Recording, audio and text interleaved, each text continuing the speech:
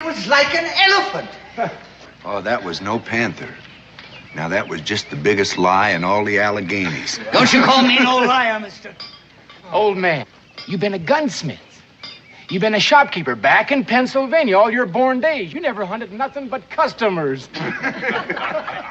Before that, I'm talking about before that, when I was young like you. I was a surefire hunter. And I tell you that I trailed that panther right over the Alleghenies. I remember that I started on a Tuesday, and I trailed him right through a Thursday. You old men sure are something. Or you'll make up anything to prove you still got vinegar in your veins. I don't make nothing up. I know the woods like the back of my hands. I can trail, I can hunt, and I can fight as good as any of you dumb yearlings. I tell you, I climbed the Alleghenies, I crossed the Ohio, and I got that panther right by the Susquehanna. The where? The Susquehanna. The Susquehanna! What are you, deaf or something? And what's more, I put a rifle ball through that cat's eyes at 100 yards. Oh, now. You crossed the Ohio, then the Susquehanna? Huh? Did you hear that?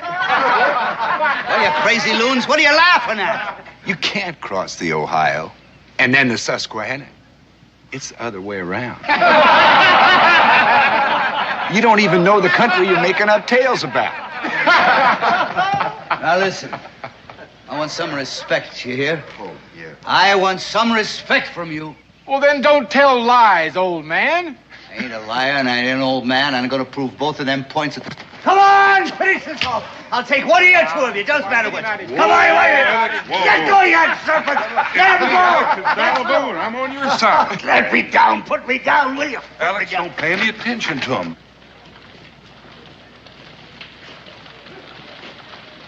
Them rivers. Them blasted rivers. I got them mixed up, that's all. Anybody can make a mistake, Alex. Maybe. But you know, when I make a mistake, it's a beaut. Going west, and I set the Ohio before the Susquehanna. It's mud. My brains is turned to mud, you know. Maybe they're right. Maybe I ain't good for anything anymore. Alex, you're just speaking pure D.O. unadulterated hogwash. You know, I bet you can teach me things about the woods I never knew before. You know, I never should have come here. For 30 years, I hunted in the Alleghenies, and that's the truth. I believe you, Alex. Sure I did. And then I went to Lancaster, and I set me up in the gunsmithy business. And for 25 years, I made me a good living, me and my family. And I taught my son, Jess, all about the gun-making business. And then when I got close to 70, see, I think about retiring.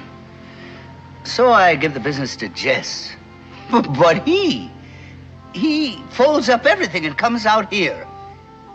And I come with him. You know what I done? Do you know what I done, Danny? Well, Alex. I gave my life away. That's what I done. And I have become a burden to everybody. Well, now, you listen to me. As far as I'm concerned, you're still a ring-tailed he-man. Well, you're darn tootin' I am. You're darn tootin' I am. And I am going to fight to make them people admit that. You know something? You and me are going to have to go hunting soon. And I'll bet you can learn me things as sure as there's day and night. Well, I sure can. Yes, I can. It'd be a pleasure to teach you a thing or two. Well, that makes me feel better, you saying that? Yeah, that makes me feel real prime.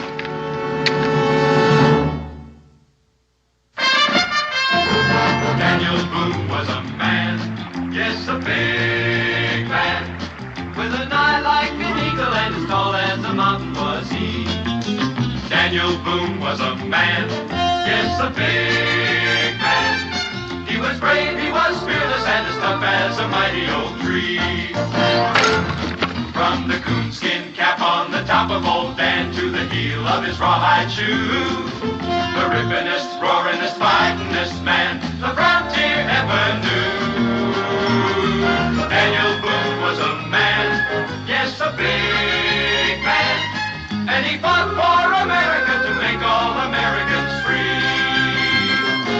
What a Boone wanted to do and what a dream come true was he.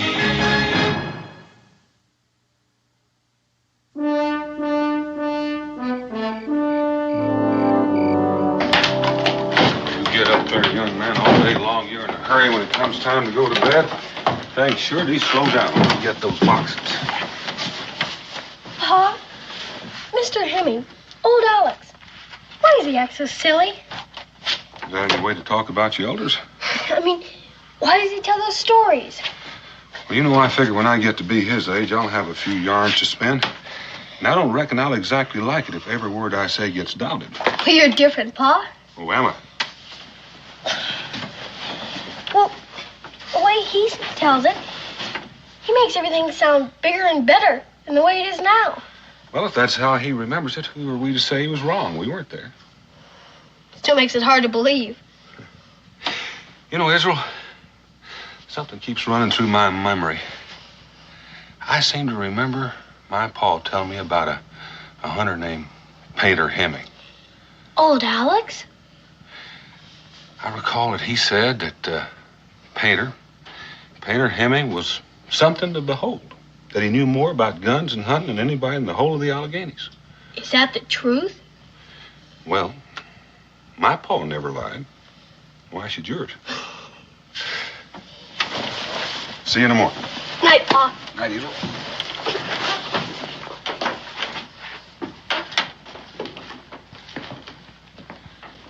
You know, Becky, it's a terrible thing. It sure is. You know, man leads a full life. He's a great hunter, runs a business, raises a family, supports his kids, puts in a full working day every day of his life. And one day he wakes up and he feels like he's just being tossed aside. Out here in the wilderness, it's even harder. At least when a man retires in the city, he can visit friends, see old places. Out here, he's a stranger. Well, he's still a strong old man. He deserves a life of his own. And I think I'll visit the Hemmings while you're out checking the beaver traps. You know something? I think that's a real good idea. Ow! I'm sorry, Dan. I hope the Indians don't attack while I'm all wrapped up in this. What are you trying to do, Pa? Hurt yourself? Get out of here. I got work to do. Give me that axe. What do you want to do? Get a stroke work like this in the hot sun? You're too old for this kind of thing. You let go. I can still do a day's work, and I want that. He's right, Pa. Be sensible. Be sensible. Be sensible, she says. Now, do you want me here, or do you want me in my grave? Because that's where I'll be, unless you let me live like a man. Of course we want you with us, Pa. That's just it. We don't want you to get sick or hurt yourself. We want you with us. So why don't you let us take care of you, Pa? Well, then let me do the things that make me feel I'm alive. Mrs. Boone. Mrs. Hemming. Mr. Hemming? Daniel sent you, didn't he? About hunting, about him and me going hunting together, right? No, I just came visiting. Well, it's not about hunting? Oh, he doesn't have time to go hunting now. Fact is, he and Kelly and Ben are going out to check the beaver traps. They're over at the tavern now getting ready to go. What, now? Yes. Well, they're not going to go without me, I tell you. Any salt and cornmeal. How about a spot of rum? Nights get mighty cold up there. Cincinnati's, you always think of the most important things. Daniel. I'm going with you. You promised. I'm going with you. Are you out of your mind? That's all we need. None of your sass, mister. All right, when do we start, Daniel? What do I take with me? Oh, Alex, listen. Huh? Listen. Yes? This is different from hunting. You know that. This will be too hard on you. We may be out there as long as a week. Is that all? I got plenty of ginger in me. Ah, this is a man's work, and I'm going to do it, huh? Come on, Alex, you creak. You couldn't even keep up with us. I'll pass you, mister, and make you run to keep up close. 70 years old, and he wants to check beaver traps. That's right, in case you've forgotten it. 70's a fine right age. And I'm still growing. Oh, Alex. Yes. Listen. Yes, I'm listening. Not this time. It's too much for you. You? What, are you breaking your promise, Daniel? Oh, now, Alex, please. No. It's all right.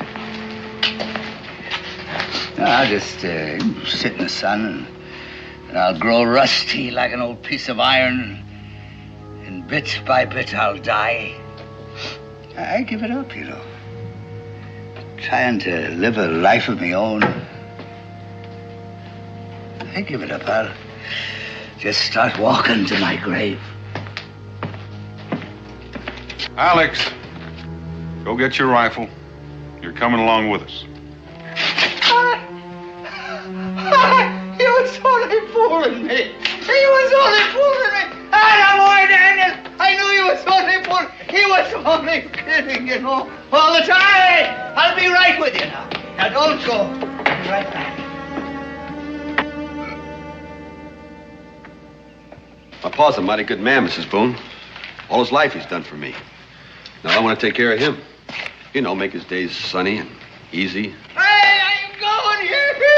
By Jupiter, I'm going.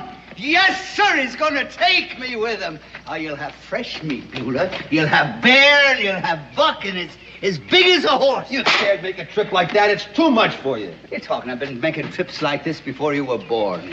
What's more, you just be a burden to them, Pa. You just get in their way. They don't need you. And you don't need me for anything here either. You're not going to go, Pa. I'm not going to let you. What? Get away! Get out of my way! Alex!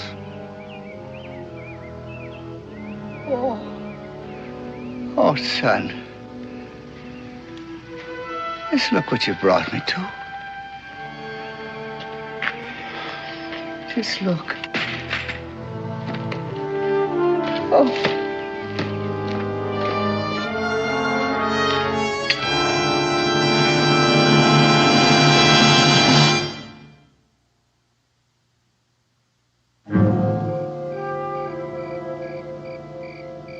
Down in the willow garden, where me and my love did meet, there we sat a-courtin', my love dropped off to sleep. That's real sweet singing. I hope them beavers like it. And the Shawnees.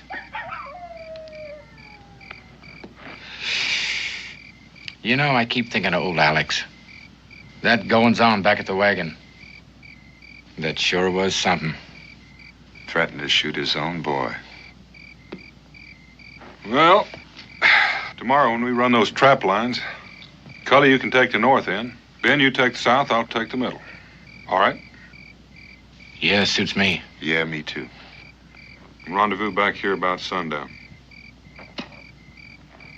Well, then, if we can stop thinking about an old man and get some sleep and think of Beaver.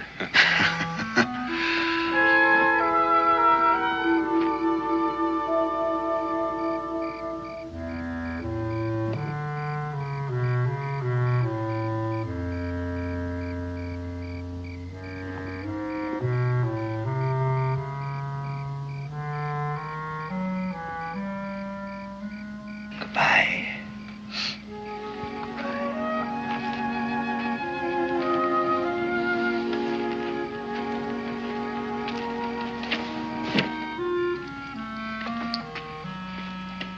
Come on, fellas. Gonna find ourselves a life we can live.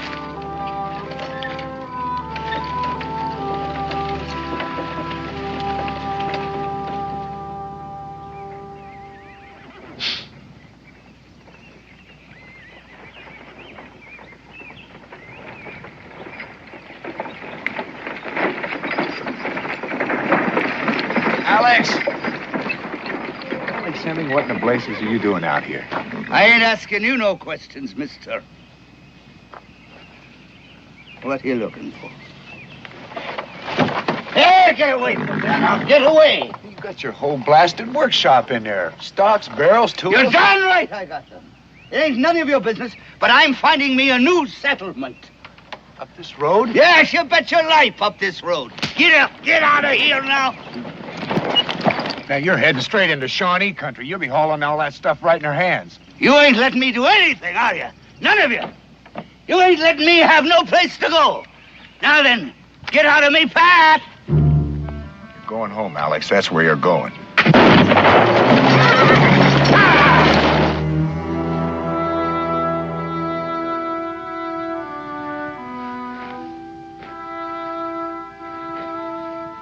Cully should have been back by now. Well, maybe his traps are full. Yeah. Take more time. Yeah, maybe. Daniel.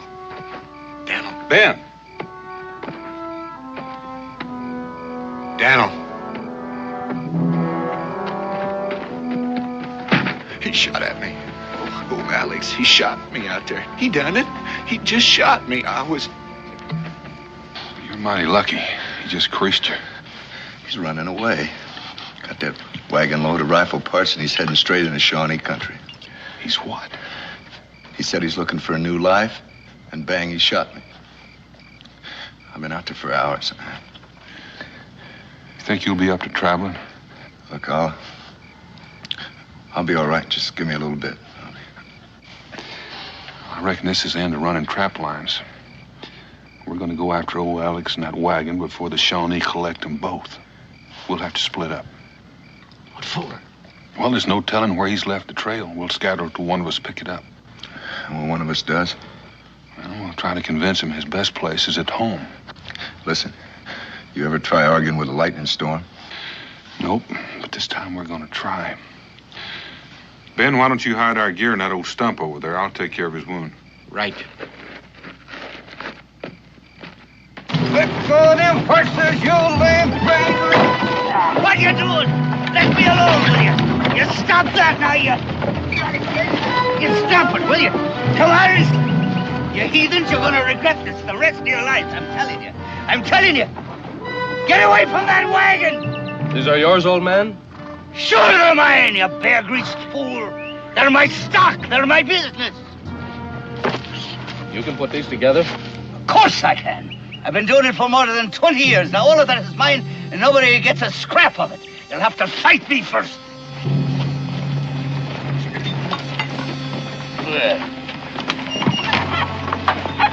What? Are you the chief? I am Great Bear. How old are you? Almost 8 times 10 winters have passed for Great Bear. That's nearly 80. You are much younger. Well, I ain't as ancient. Well, now, the truth is good for the soul. I tell you, there ain't that much distance between us, Chief. So because we are both ancient, we will sit and talk, eh? All right.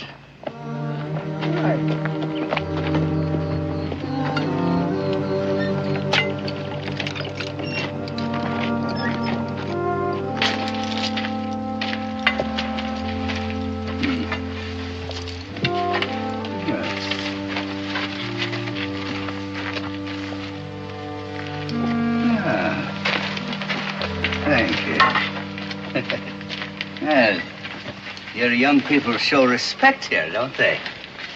It is natural. Among us, the fathers are honored. You ain't never been to Boonesboro, I tell you.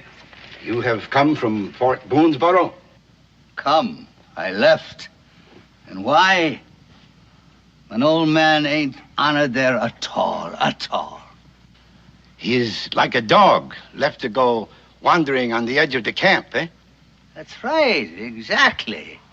A dog. I couldn't have said it better myself. He is like a bone thrown away, like a horse nobody wants. That's right. You know, we think like 2 peas in a pod. So you left? Well, I ran away. You know, I wanted to find a place that I could be useful in.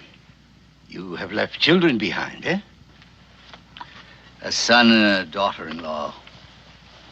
They're the stumpheads. You know, all they wanted me to do was sit around in the sun and warm me bones. I know. Among the palefaces, they do not understand There is much wisdom with the old, much to be learned from them.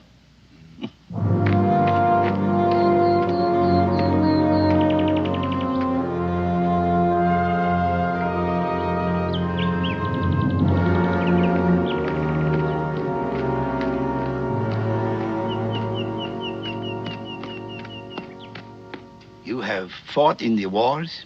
Yes. Yes, Quebec. I was with Wolfe in 58. I was in King George's wars in 40. I, too, have fought in wars. The English, French, Spanish. You and me, we have seen much and known much, eh? Yeah, I think we're the two smartest fellas in the village, if you ask me. Oh, thank you kindly. Thank you. Oh.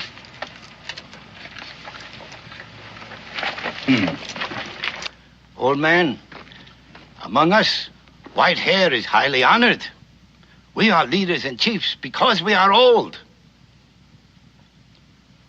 You may stay with us, old man. Stay with you? Live with us. Here you will be honored. Here you will get much attention. You will have position. You will work among us and be highly prized. Work? You will put the guns together for us. You will be sacred and valuable as a great chief. And you will be much respected. That is so.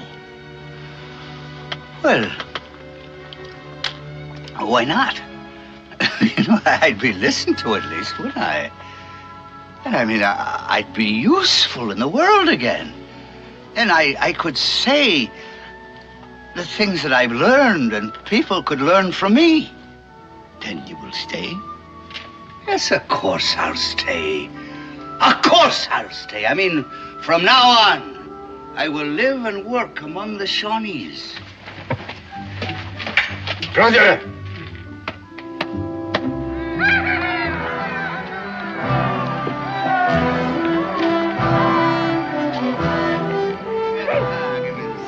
I will put these guns together. I will work for you and with you.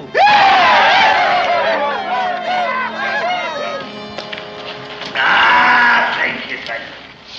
All right, now, where I was. Now, first, I swum the Susquehanna, and then I swum the Ohio. They ain't gonna catch me on that one again, no.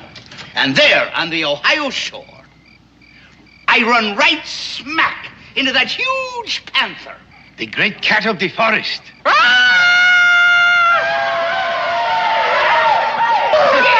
it! Now, that's exactly like he sounded. All right, he turned. He saw me. I tell you, his eyes were like burning stars. And he crouched. And I lifted me rifle. It was a brown bess. They didn't have the long guns in them days. And I aimed. And then that panther charged. Yes, he came like a bolt of lightning. He was the biggest cat in the entire world. And I waited until he was about 6 feet in front of me. And then bang! I pulled the trigger. And then I leapt lightly aside. And that cat fell like a stone at me side. I tell you, I had got me the greatest and the biggest cat in the entire Alleghenies. Yes, he went from there, at least over to there.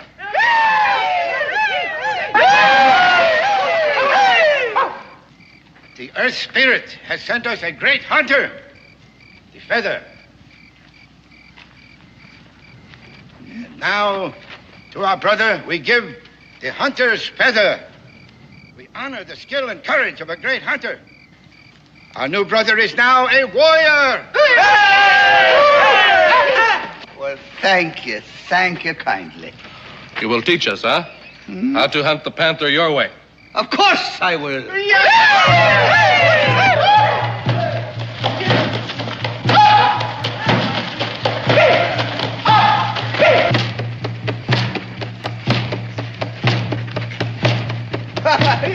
That's too slow, I think.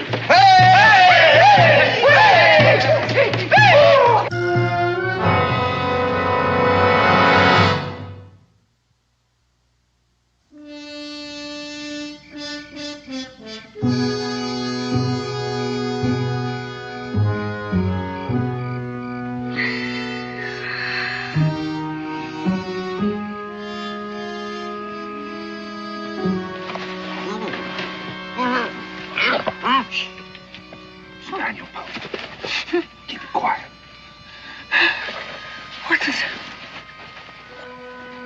What the blazes is you doing here?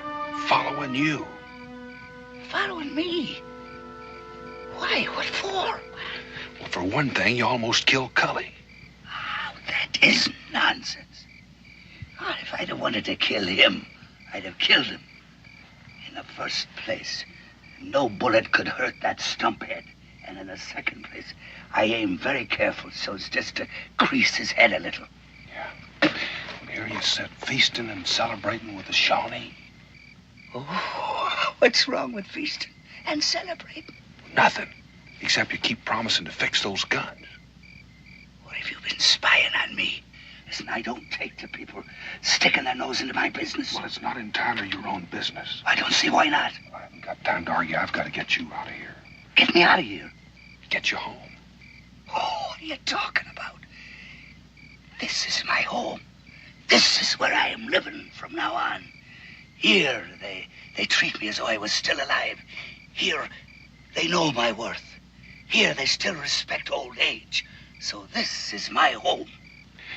You really mean what you're saying? You're not just stalling them or tricking them? Of course I'm not tricking them. I never meant anything so hard in my life. See, these are my people. And like the Bible says, where they go, I will go also. They honor me.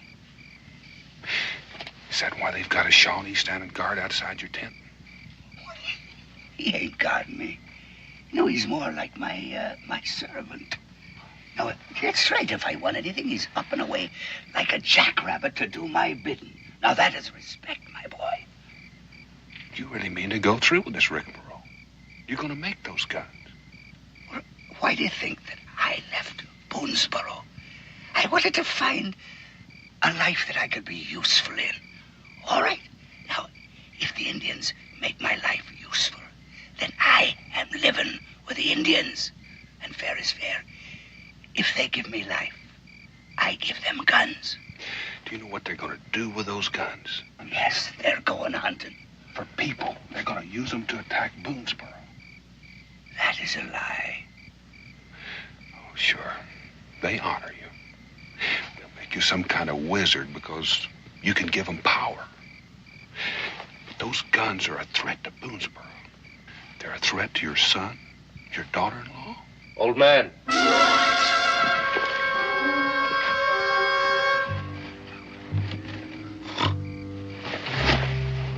Old man, you call?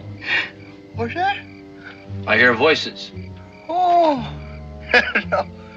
no, that must have been me. I'm sorry, son. I think I was just sleep-talking. It's a habit I got, you know. Now go away and leave me be. I want to go back to me snoozing. I want to finish a little dream I was having.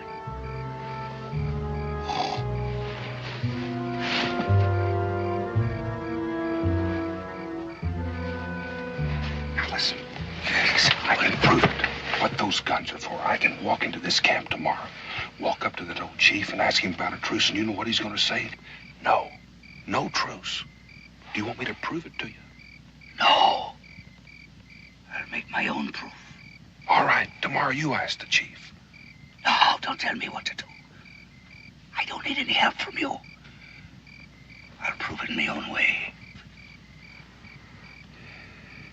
All right. Tomorrow night I'll come back here. If you need me during the day, I'll be back at the hill behind the camp. I ain't climbing no hill to fetch you. I tell you what. There's a little creek just south of the camp. You hide in the underbrush just next to that. All right. Down by the creek in the underbrush. Alex, I'm sorry. I know how you feel. No, you don't. You don't know nothing. Here I finally found a proper place for myself. And you come creeping in here, putting a worm in the apple. Get out of here. Get out! Leave me alone. All right, tomorrow then. I'll meet you down at the creek in the underbrush. Leave me be. Leave me be. Never can let well enough alone.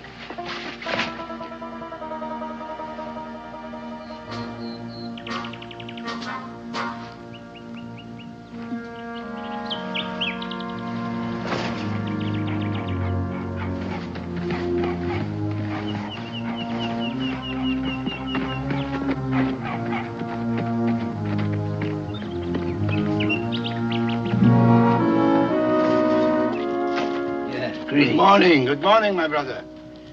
You have slept well? Like a rock. I come to talk to you, Great Bear. Oh? Yes, thank you. You are troubled, my friend? Well, maybe. I don't know. I understand. I understand.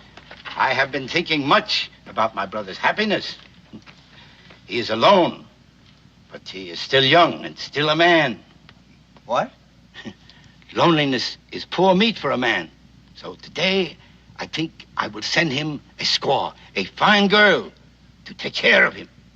That is what troubles you, eh? What do you mean? Me a squaw? That's just what I need. So, you will start putting the guns together today. Isn't it? You see, that's what I wanted to talk to you about. Huh? It's a question about them guns. Now, we're brothers, right? And a man that can talk honest with his brother, can he not? A man should talk honest with everyone, my friend. Well, that's my sentiments, too. I am glad. Yes. Now, what is it about the guns? Well, now, are you going to, use those guns for a attack on Boonesboro? It is the young warriors who want the guns put together. And for Boonesboro. But it is not hard to understand. Do they not take our food from us? The deer and the bear? Do they not take our land from us? Oh, yes. Do they not come as strangers and drive us out? Yes. Then they are the enemies of your Shawnee brothers, are they not? Yes. And they are your enemies, too. They laugh at you. They make you feel as if you are nothing. They have driven you toward your grave. Is that not true? Oh, yes. Yes, that is. So, if we use the guns against them, what difference should that make to you? None. Not at all. None at all. Good. Then we are still brothers. And today I shall send you a fine squaw. Thank you kindly. Great Bear, thank you kindly.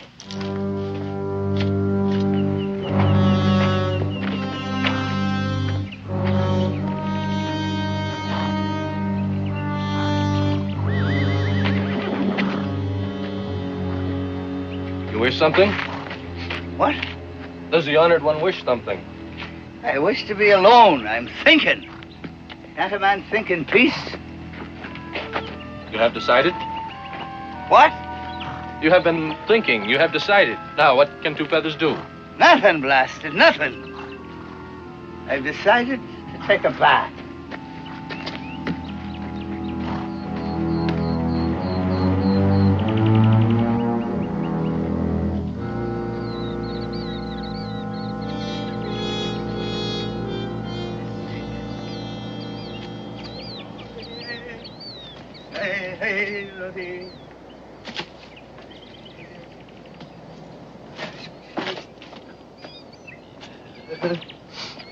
Don't move. Don't move. I got the chief's son within spitting distance of me tail there. Ooh. Well, you were right about the guns. They want me to start putting them together right now. Gotta get you out of here. Me and my wagon, huh? Well, we don't need your wagon. Without you, they can't do anything with those guns. You mean leave me wagon? Listen, Alex, it'll take a miracle to get you out, let alone that wagon. Well, then we'll have to make the miracle. That wagon is my business, my stock in trade. I can't. I ain't gonna leave it. All right. It's not gonna be easy. Meanwhile, you better start working on those guns so they won't get suspicious. Well, maybe. Sam, do anything to the mechanism just so they won't fire. What do you mean? What do you mean, ruin my merchandise? Damage it? Alex, this is no time to consider profit and loss. My family and yours are in danger. Now, you look, Daniel. If ever I'm going to start me a new life someplace else, well, I need my stock and trade. I'm going to get my equipment and my wagon out of here intact. All right. I'll come to your teepee tonight and see what we can work out. Well, I would advise that. You see, the chief is presenting me with a squaw tonight. What? Well, so you just hide here in the rocks, and I'll find you, you know, and you take my orders, and I'll get my wagon out of here, all right? And what are your orders? Well, I ain't thought of them yet. When I do, I'll let you know. Well, that's all the washing I can do for the moment, with all that I got in me mind. Da-da-dee, da-dee, da-dee, da-dee, da-dee, da-dee.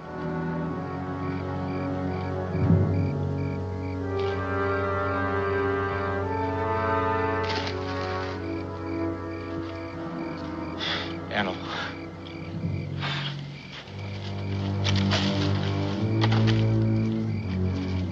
Where's Alex? Commander-in-Chief. Right up there in his teepee. Commander-in what? I'm just down here waiting for his orders. You got him prisoner, huh? You got him up there? Oh, we had to go up there tonight, now that teepee, and rescue the old buzzard. Not tonight. Why not? Alex's orders. He's entertaining. Enter His squaw.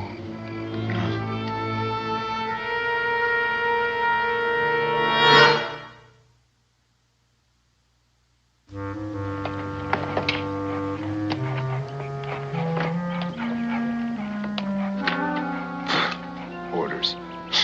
Can you beat that? We have to wait for orders. Oh, on account of that wagon. Yeah, that wagon's his life. It's the one thing that makes him feel independent. Independence for him and more scalps out of Boonesboro. Well, whatever it is, it's happening now.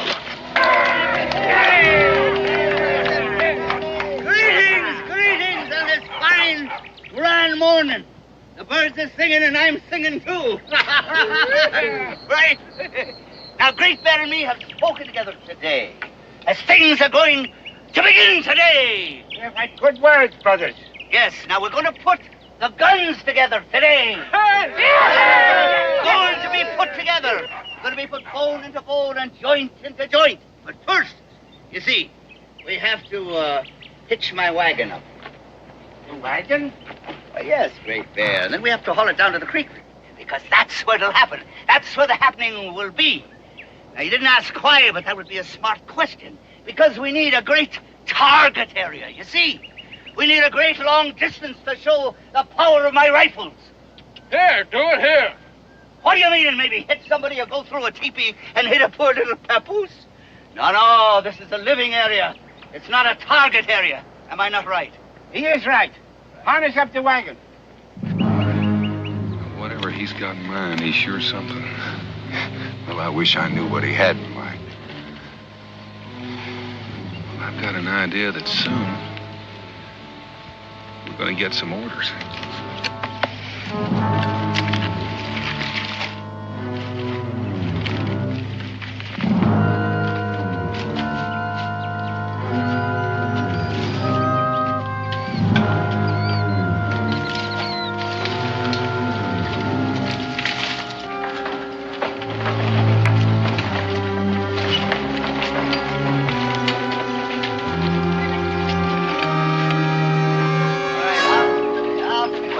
Come on now. Give me room. I will show you how to put a rifle together. So you watch carefully. Watch the hands of an old-timer. There's magic still in these old hands. Now, first we have the rifle stock. This is genuine walnut. Now, it ain't polished yet, but she will shine like the sunlight and water when she is polished. Right now, I will show you the rifle barrel. Will you look at it? It's good steel. That's right. Now, I hammered and I tempered and I fashioned this myself in Lancaster. This is a Pennsylvania rifle. You'll notice the long barrel and the short stock. Now, that is the finest weapon in the wilderness. All right. Now, the flintlock. Yes, sir. People used to call me an artist, they did. Would you hold that? They used to call me a master craftsman. And indeed, you know, I do have a great love of mechanical things. You're right, Daniel. He sure is something. You mean he's more than just an old man? Yeah. That it is finished. A real jewel. Do you like it? Now, give me the powder and the ball. But first, hold that. Hold that now for 1 minute. All right.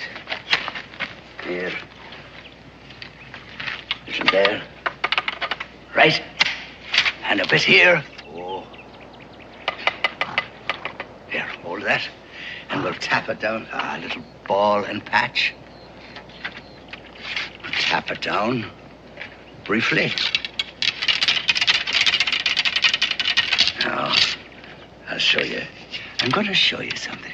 I'm going to fire her for you to show how sweet and true she is at 100 yards. And indeed, you know, this rifle can hit the eye of a squirrel at 150 yards. But first, I got to put up a target. Just hold that. Give me this, please. This I am going to put at 100 yards away. Yes, on that tree there, across the little road. What you got in mind? I don't know. We better be ready.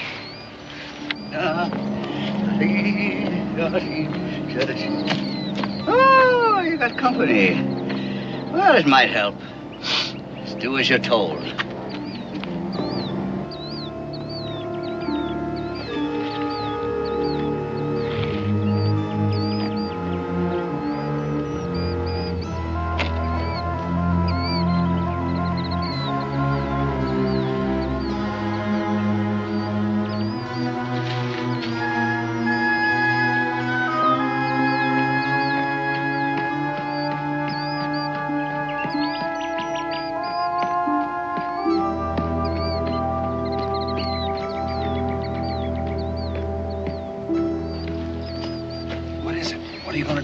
I got a little surprise for them. I've been up all night making guns. What guns? I don't see any guns. Listen, all we can do is what he says.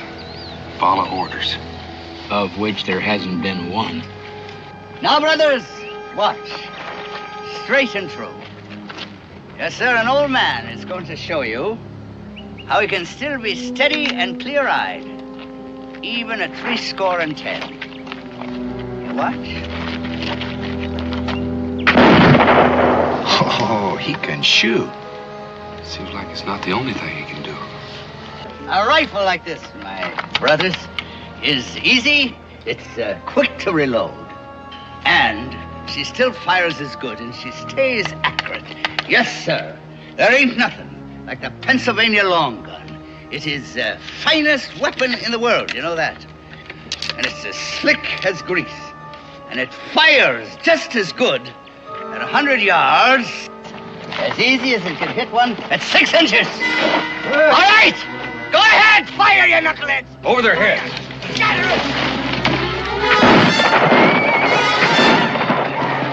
All right, Chief, get in that wagon.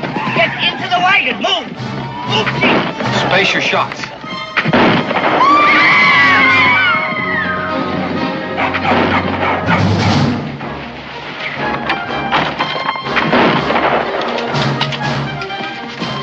Crazy if he thinks we can pull him off here. Keep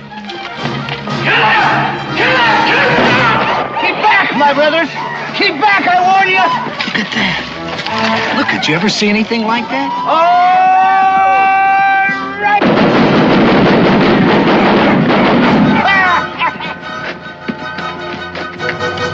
It's a battery.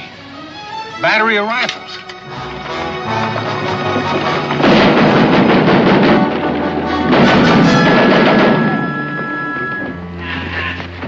What are you doing, Pa? What is all this?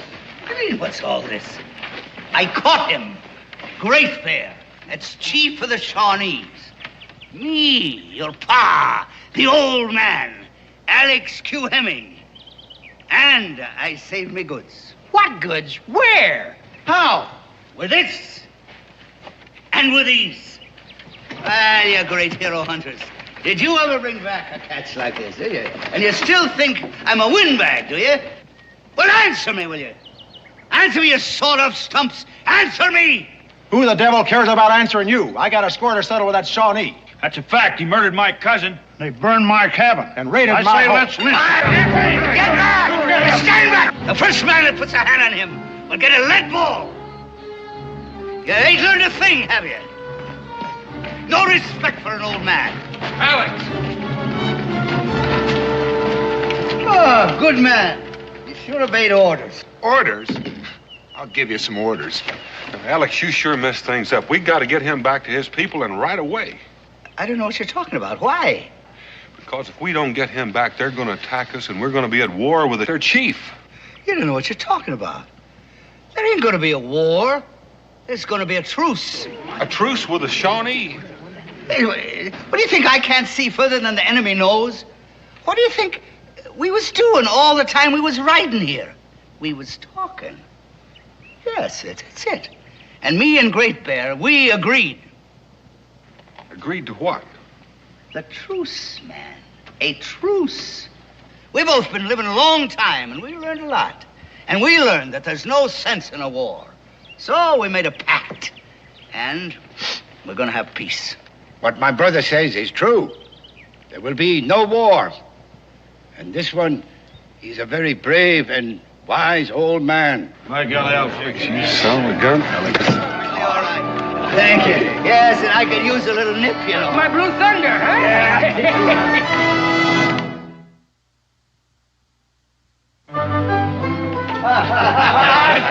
He did it! That's right. Now, there we are. Mr. Hemming, a spot of my best Blue That Thunder. ain't the kind I need it very much. Now, you might ask, if we attacked Boonesboro, what difference did it make to me? Well, it made a lot of difference. I had to save my town. Did I not? So, that night, I got this plan working. And I left my poor squaw snoring away in my wigwam. And then I crept out, you know. And I climbed that wagon, and I started to put them guns together. I was as silent as a mouse. Then when I had finished, you see, well, I covered the whole thing with a tarpaulin so that nobody'd be the wiser. Now, that was my master plan. How about that now? Of course, that's a delightful story. But I'd like to now tell you another one. I'd like to tell you a story about a panther. You mean the biggest panther in all the Alleghenies? The one you killed when you were a young man. That's right. You see, there he was, on the banks of the Ohio.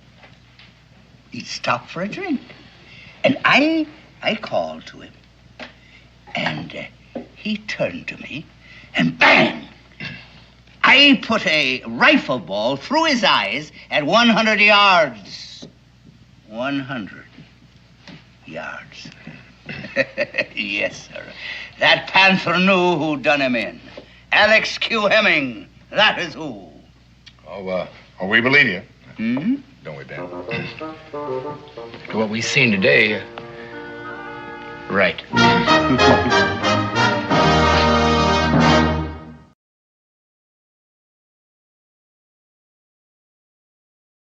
Tall and slim, she sure is a dandy. Ho-de-um, diddy-um day. Them lips are sweet as sugar candy. Ho-de-um, diddy-um day.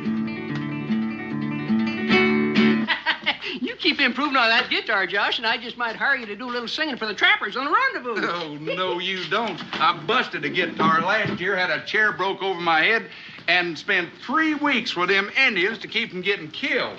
Well, that's what you got for jumping up and yelling you could whip any man in Kentucky. I didn't say a whip any man. I said any woman, and somebody didn't hear me right. Well, cheers. Wait a minute, aren't you going to wait and see if you got any mail? Where I'm from, I don't know anybody that can write. Well, now, that's strange, because here's one for you, Josh. Now, who do you suppose would be writing me? Well, you could always open it up and find out. I'm surprised I didn't think of that. Yeah.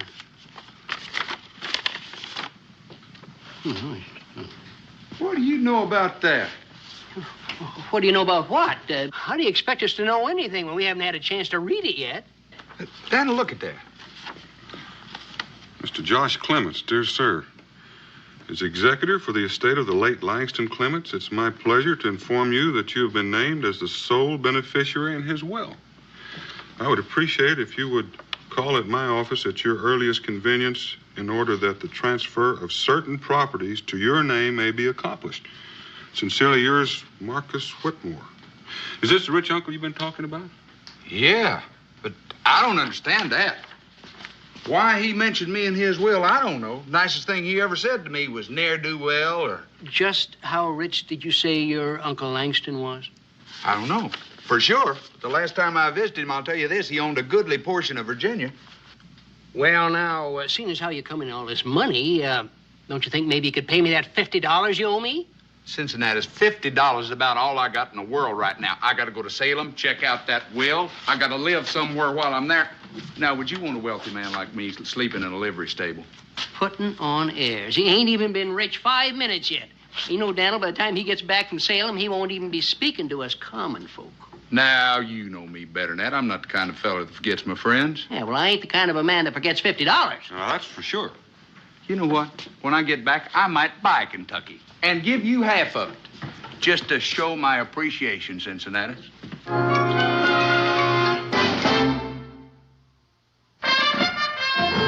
Daniel Boone was a man, yes, a big man, with an eye like an eagle and as tall as a mountain was he.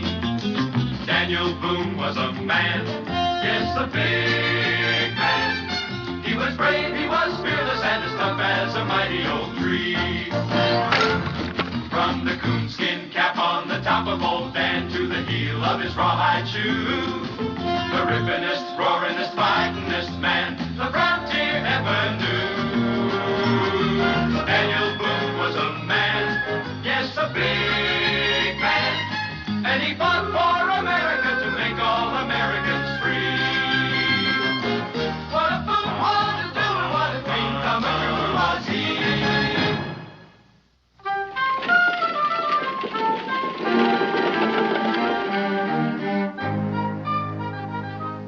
I suppose you know, Mr. Clements, that in the legal profession, the retainer is customarily provided in advance. I didn't know. As a matter of fact, I don't even know what you're talking about.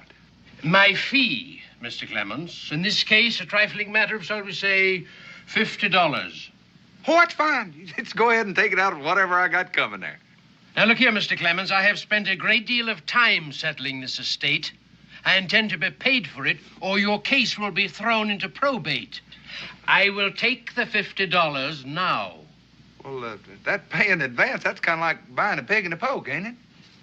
You've heard my conditions, Mr. Clements. Well...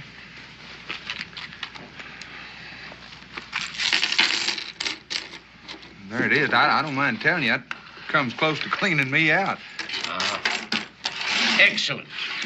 And now, we can get on with our business. Anytime you're ready. The last will and testament of Langston Clements. I, Langston Clements, being of sound mind, do hereby will and bequeath to my nephew, Joshua Clements, clear title to one section of land which I recently acquired with this bequest in mind.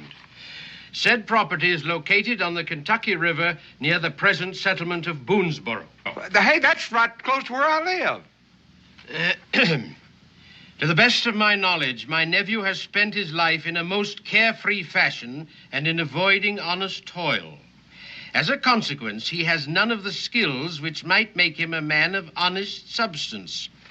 To remedy this lack of knowledge, I also bequeath to him the ownership of my most trusted slave, one Jonah Wills, who will instruct and counsel in all matters pertaining to the land, the construction of the manor house, and the conduct of same, toward the end that my nephew shall belatedly achieve and maintain a position of importance and respect in the community. Well, if my uncle plans on me starting farming, it seems to me that he ain't quite as sound of mind as it said he was up the top there. Go ahead. That's all. That's all. Now, look, I'm supposed to be the sole heir, and I happen to know that he had a big plantation over near Richmond. Well, your uncle was a very philanthropic man. He disposed of the bulk of his estate before his death and distributed the money among several charities. He apparently believed that you were capable of fending for yourself. Well, I appreciate all the confidence my uncle had in me, but right now I'd settle for just a little cash. Perhaps you'd like to read it.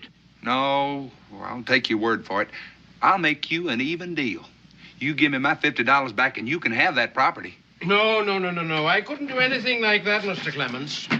Now, here is the deed and location of your land, and here is a letter proving ownership of one Jonah Wills, a slave. What do I want with a slave? And in my opinion, your uncle has detailed that most explicitly. He might have detailed it, but that don't mean I got to carry it out. But I fail to see how you can avoid it. Oh, it's very simple. This Jonah, what's his name? He don't know who I am, and he don't know that I own him. And I sure ain't gonna be the one to tell him. He has already read the will. You mean he reads? I think you'll find him a most intelligent and educated man. I ain't gonna find him nothing. That's all I got, right there. Now, that ought to take care of the postage, the ink, and the stamps.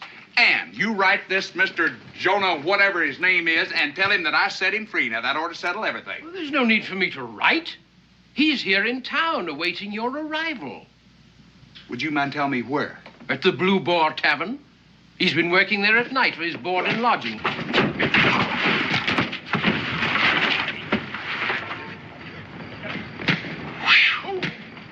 Is anybody in there alive?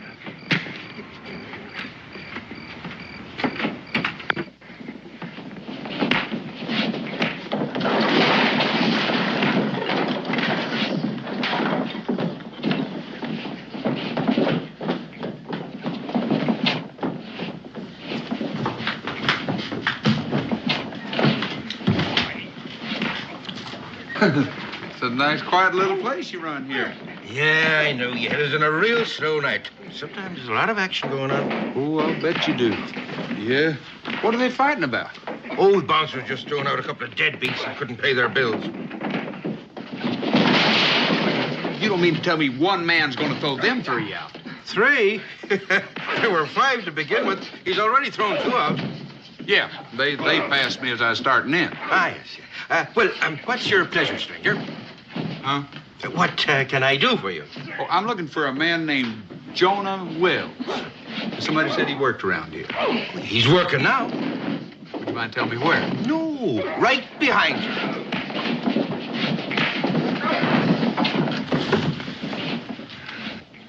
You mean that's him? That's him.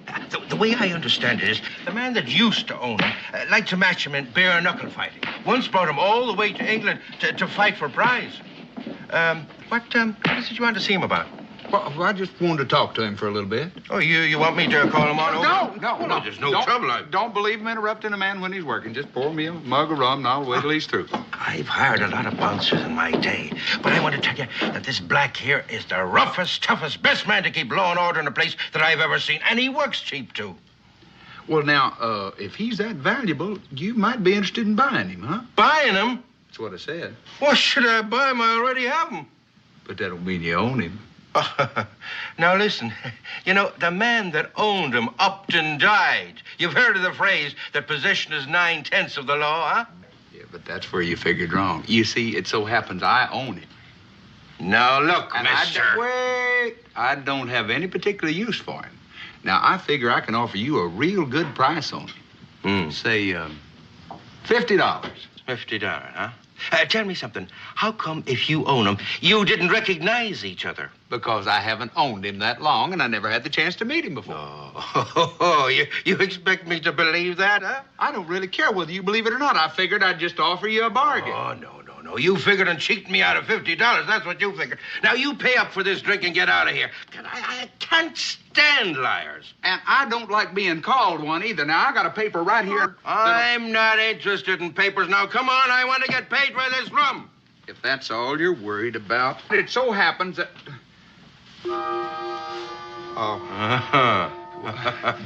I left my money over on the lawyer's desk, and I can go over... Yes. Jonah?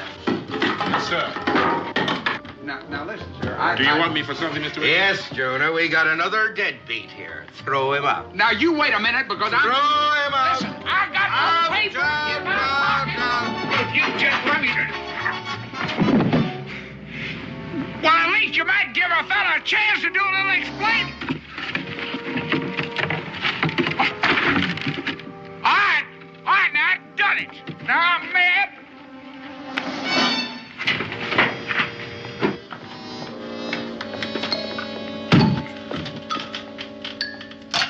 Jonah, he's back. Now, wait a minute. I'm going to speak my piece this time, because if I don't... If you don't, what's going to happen? If I don't, you're going to throw me out again, and I'm going to come back in, and you're going to throw me out again, and that's going to get tiresome after a while. Now, I got a piece of paper that's signed and Let me witnessed. see that paper.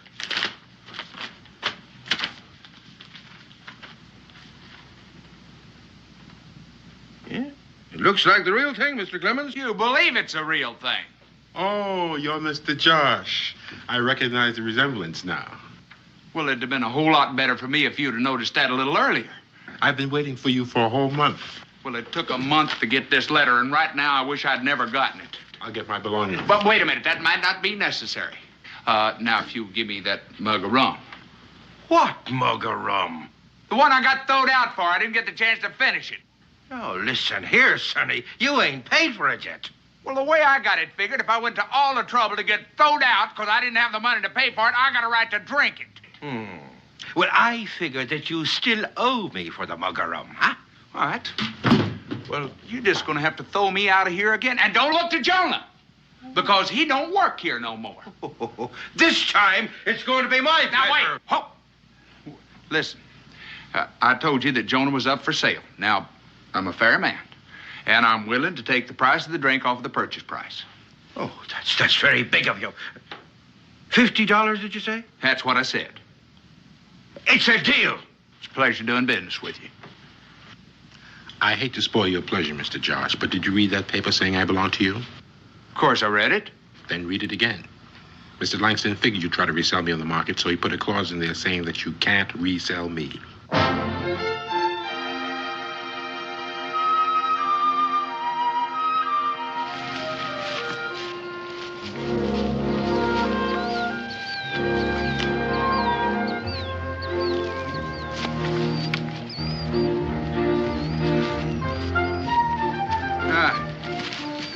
Looks like a good spot right there.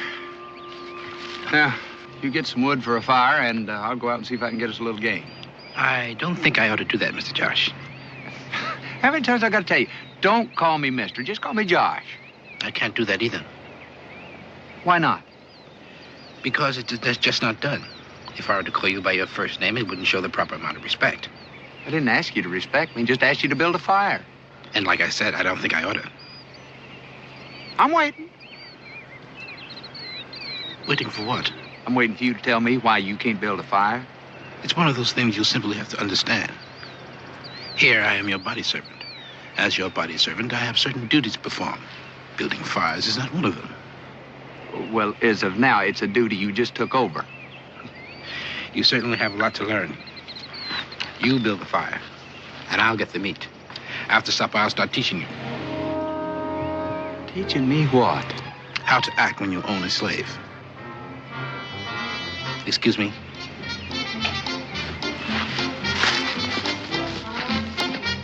I'm beginning to wonder if I own him or it's the other way around.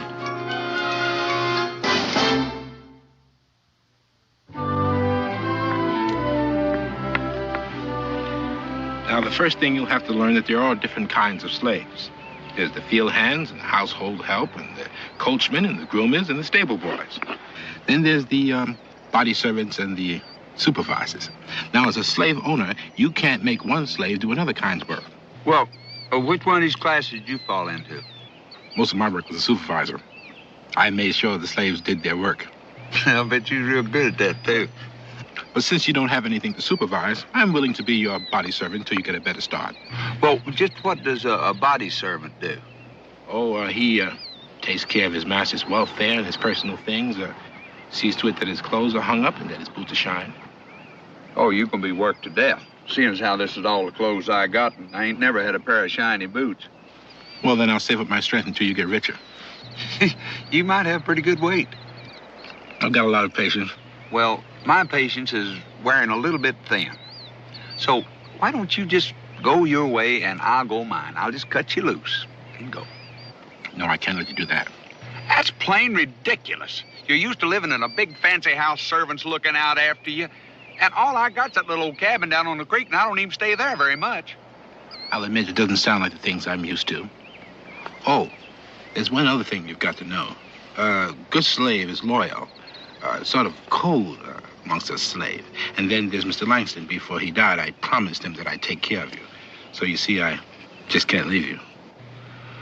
Do you mind if I ask one more question? Who's going to support the two of us? That's your responsibility. I give you my loyalty. You see that I'm fed and housed. Well, you got a real good deal going for you. You know it? You know, I hate to bring this up, but somebody's got to do these dishes, and I don't suppose that comes under the duty of a body servant, does it? No, that's for the household help. But to show you how loyal I am, I'm going to break all the rules. And we can each do our own. That's very decent of you.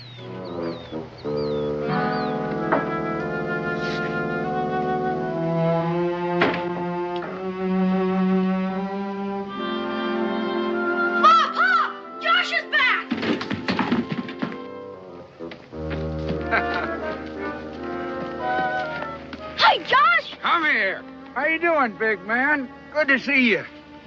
Have you been doing any fishing since I've been away? Nope. Been waiting till you got back. Not much fun going fishing all alone. I wouldn't think so. Who's he? Oh, that's Jonah.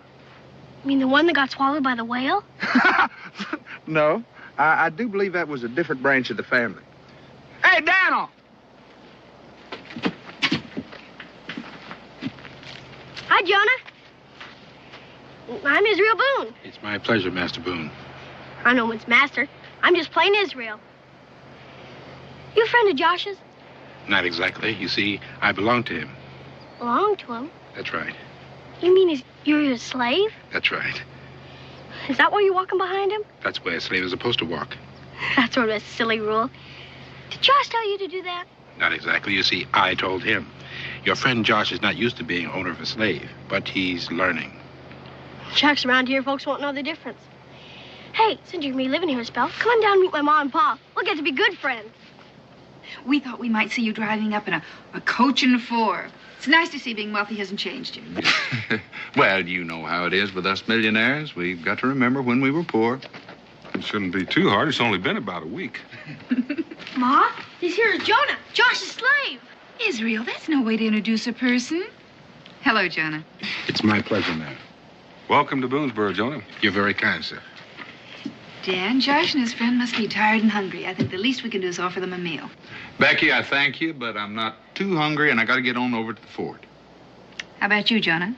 Ma'am, I'd appreciate a good meal. Mr. Josh's cooking is not very good. Then come along. Did I hear him say that you've been doing all the cooking? Yeah, but he does his own dishes. Well, maybe I'm wrong, but I've always understood that one of the arguments for owning slaves in the first place was that they take care of you. Did you ever own one? No, I don't believe that. Well, it's not as simple as you think. He's a very high-type slave, and household chores ain't one of his duties. Well, what does he do?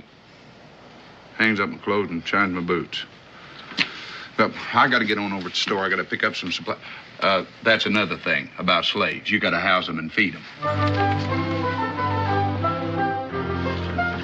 I guess that's it.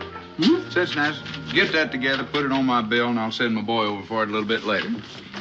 Your boy? Oh, you don't know about Jonah, do you? No. Jonah? Who's Jonah? That's a slave I brought back with me. What do you need a slave for? Well, take care of my interest when I'm not around, I guess. Just exactly what interest do you have outside of that old shack you live in? Yeah. You are now looking at one of the landed gentry. There is a deed to a full section of Kentucky land right down there on that river. What? A full section? Yeah. Well, do you aim to take up farming, Josh? No. I figure I'll go ahead and trap like I always do and leave the farming to my help.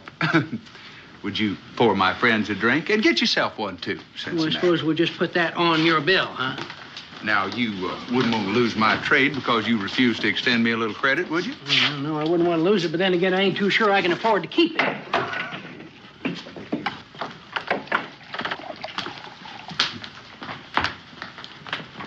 Well, now, what can I do for you? You can set us up a jug of your finest rum. Oh, you want to drink it here or take it with you? We'll sample it now. All right, sir. You, stranger in these parts? Just passing through. Me and my partner spent the winter trapping on the Yazoo down in Tennessee. We heard there was a rendezvous up here this spring. Me and Bear are looking forward to it. 6 months in those hills makes a man crave some action. Bear? Bear Barnett, my partner. Maybe heard of him. I can't say that I have. Well, that's kind of surprising with his reputation. Reputation for what? For fighting. Ain't a man in this territory can stand up to him. Seems to me like a statement like that might be open to question. Well, now. I always like to meet a sporting man. That's $1,000. Gold.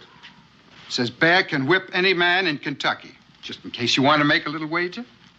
Well, now, the way you've been talking about him and seeing the size of him, it don't seem like it ought to be an even bet. Well, I'll show you I'm a gambling man. Give odds. Say 3 to 1. You say 5 to 1, you got yourself a bet. For how much? All of it. My 200 against that 1,000. Mister, you got a deal. Now, if I could just see the color of your money. Well, I ain't got that kind of money on me, but if you let me know where you are, I'll get it to you by night. Well, we're camping on the river, just outside of town. It's a pleasure doing business with you, Mr. Clements. Clements. Josh Clements. Yeah. Well, see you tonight.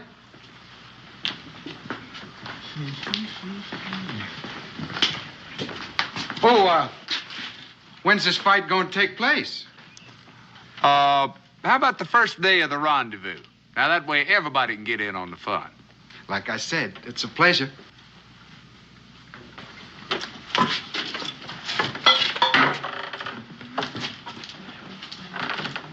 Josh? Mr. Clements, let me ask you a question. Now, if you got enough cash to take this man's bet, then how about the money you owe me? I can explain that. I didn't really make that bet for me. Well, who you betting for? The four of you. Look, I'm your good friend. I couldn't stand to see you miss out on all that easy money. You mean you want us to put up our money? At 5 to 1 odds, you can't afford not to. Well, it seems to me he's pretty quick in picking up them odds. It looked to me like he was leading you into that betting. It looked like he was leading, but I was the one doing the leading. Well, who's going to do the fighting? Jonah. Yeah, but can he fight? Can he fight? You take my word for it. That's the roughest man. He cleaned out a bar one night quicker than you could by hollering fire. Now, that don't prove nothing. Besides that, my uncle used to match him, took him all the way to England to fight for a prize. Look, it's only $50 apiece. Well, I reckon I can afford that. I still got some trapping money left. Let me ask you, just how do you cut in on this, Josh? I was coming to that. $50 apiece. 40 for you, 10 for me. Oh, now, wait a minute. Come on. Now, that's my deal. Now, you can take it or leave it. Look, I'm entitled to something. After all, I own the fighter. Well, now, sounds fair enough to me. You know, as long as you guarantee that he'll win. I'll show you how much faith I got in him. Look, that's the deed to the property. I'll sign it over to you. If Jonah loses, then at least you got a piece of land. Fair enough. Yep.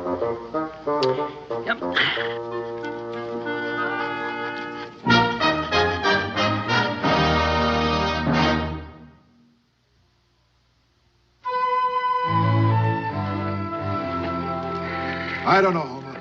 $200 seems like pretty small pickings. It's nowhere near as much as we figured we could take these farmers for. Well, there'll be plenty more.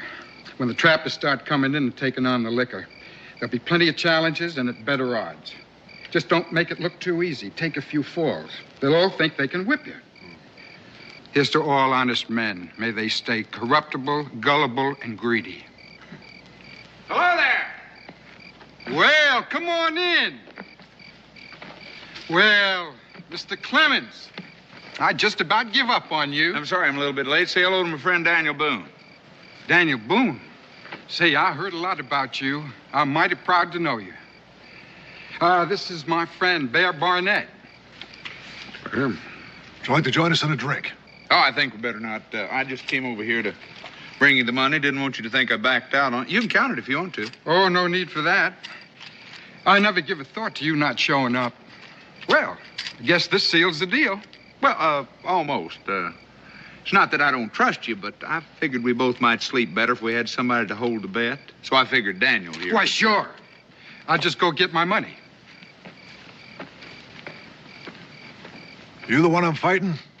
No, not me. I only fight when I'm mad, and right now I'm feeling mighty friendly. Well, I'm just as glad, considering the size of you. You are, Mr. Boone. I'm mighty glad to have you keep that safe for me. Well, I guess that just about does it. We'll be seeing you. Sorry can't stay and have a drink with us. But then me and Bear will buy you one before we leave town. It's been a pleasure.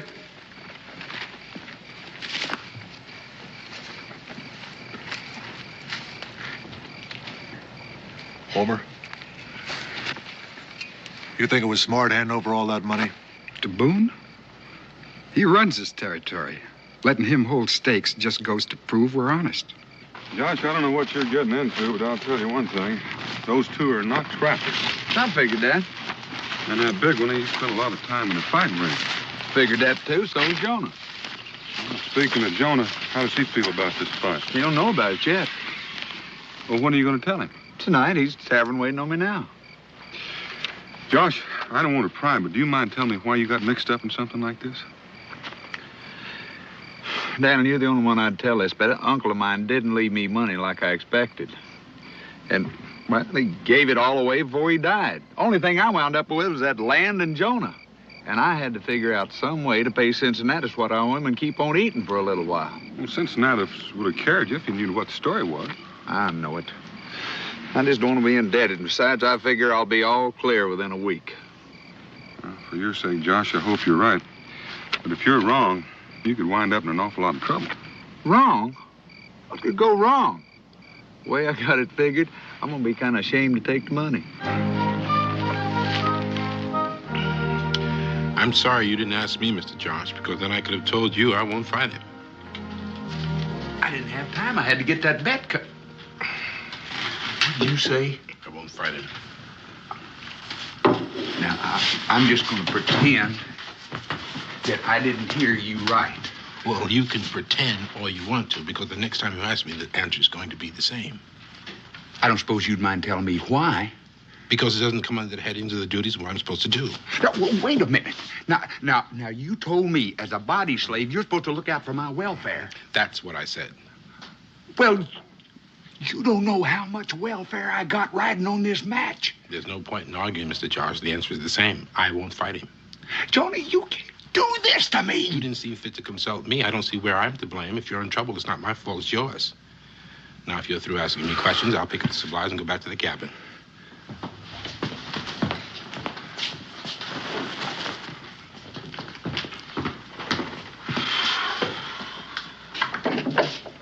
He walked out of here like he was real upset.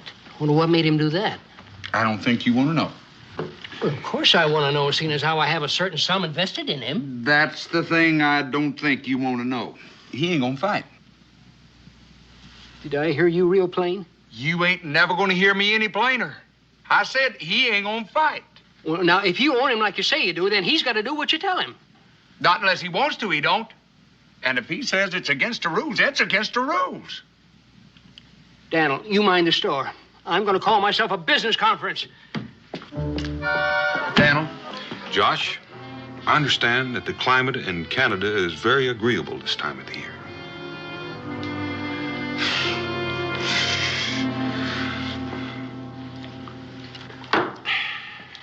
We talked it over on the way. And the question we kept asking was, if Joan ain't gonna fight, who is? You know, if our man don't show up, we lose all that money. Well, that's a good question. I hope you found an answer. Well, now, we did. Knowing how bad you felt, we decided that seeing as how Jonah wasn't going to represent us, it was only fair to give you the first chance to take his place. Me? Yeah, we knew you'd be pleased. Now, wait a minute. Daniel? Well, I'm just here to make sure that they don't hang you out right. Listen, now, let's talk about this calm and sensible. Now, I mean, it's not like you're losing your money, you know. I mean, you still got the title to my land. Oh, the way we figure, we got that either way. And we don't want to disappoint all those townspeople that are looking forward to this here contest. And since we only got a few days left, we better get you into training right away. What kind of training? Now, as I recall, these here professionals soak their hands in brine, you know, to toughen up their skin, and their faces, too, so as they won't get cut so bad. Oh, and then you got to get up every morning and run, you know, to strengthen their legs, you know. And just so as you won't forget the rules, I'm going to let you stay in my storehouse for a few days, rent-free. Now you've gone too far. Grab him, boys, before he gets back. Daniel, don't just sit there. Do something. Oh, I'm going to do something, all right. If you don't win, I'm going to hand all this money I'm holding over to the men you introduced me to last night. Let's go.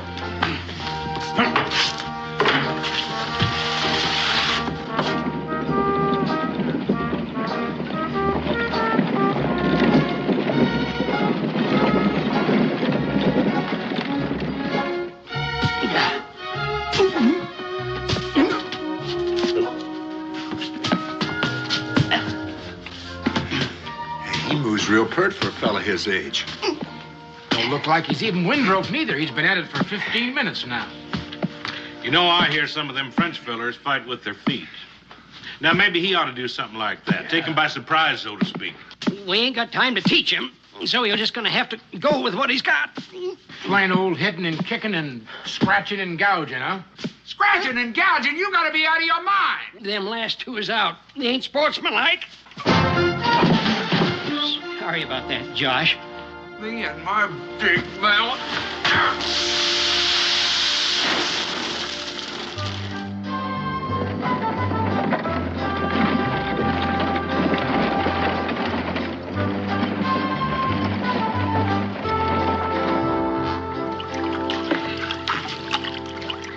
I put pork down for the winter in brine that had less salt than that in it. I believe it. Oh. If that don't toughen him up, nothing will. All right, we're all set. Bring him on over, boys. All set for what? Yes, get on over there. Come on, Josh. Come on, let's go. Oh, no. No, you don't. Now, you're not going to put me in there like a slab of pork. Now it's for your own good. Stop you from bleeding all over the place. I ain't going to do it. Oh, you're the most uncooperative man I ever did see. All right, boys, let's go. Right? Come on. Down you go. How long do you reckon we should keep him under there? Oh, long enough for that there brine to start pickling him, but not long enough to drown him.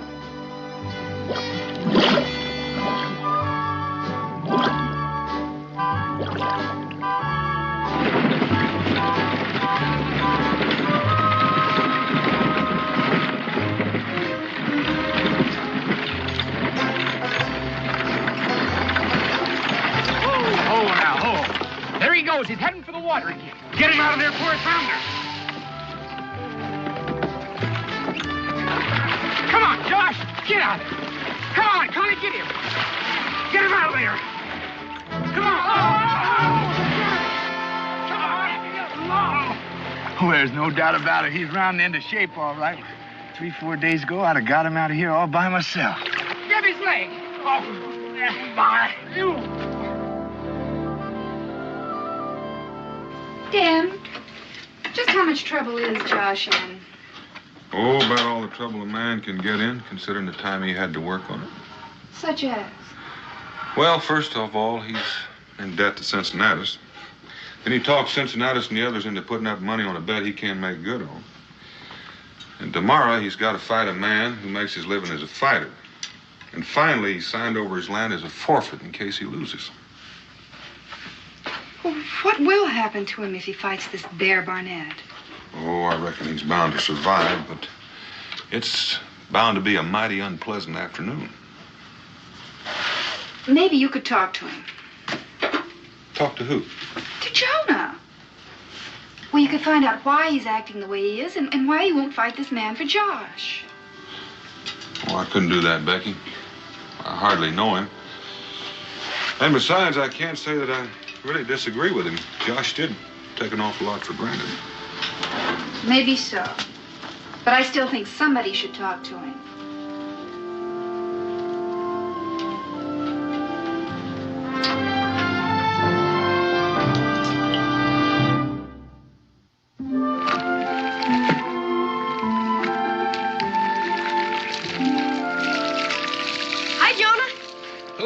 Israel. I came to ask if you'd like to go fishing with me. No, I haven't been fishing in a long time. I expect I almost forgotten how to by now. I could teach you. You see, my mom doesn't like me to go too near the river by myself. Josh used to take me, but he's been too busy lately. Has he? I hadn't heard. Hadn't heard? No. Josh doesn't come home lately. And I don't get much company here. I guess folks don't think about associating with a slave. Maybe because it's what you did to Josh. What I did to him? Well, sure. You wouldn't fight when he was dependent on you. Why won't you fight, Jonah? Are you as scared of Bear Barnett? No, I am not as scared of Bear Barnett. Then why? Well, you see, it's hard to explain. Mr. Josh's uncle left me his responsibility to take care of him, to show him how to till the land, plant the crop. And if I'd have gone on and accepted that fight so he'd win the money, he would have gone on being shiftless and fiddle-footed. All the man thinks about is making easy money. If that's true, why is he going to fight Bear Barnett himself? What? The boss says he might live through it. Man can be too pleasant. Well, why does he want to do that? Because he spent all his money getting that will settled. So he didn't have anything left to pay Cincinnatus what he owed him. Well, he didn't tell me that. That ain't all of it. When he was making that match with Bear, there's some other people betting on you, too. Because Josh told him to. So he signed over his land. So no one would lose anything on account of him. Well, he can't do that. His claim to the land is like his claim on me. He can't transfer a title to it. Well, then, Bear Barnett don't kill him. Cincinnatus and the others will. See you later, Jonah. Oh, yeah.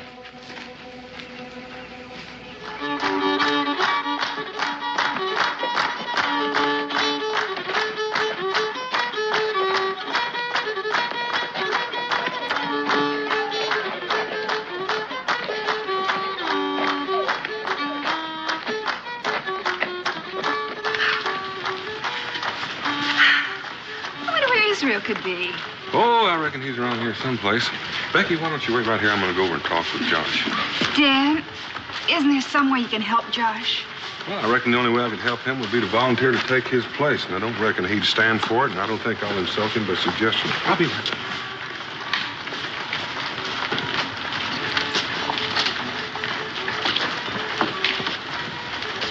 Well, Josh, how do you feel? Like a Christian just before somebody fed him to a lion.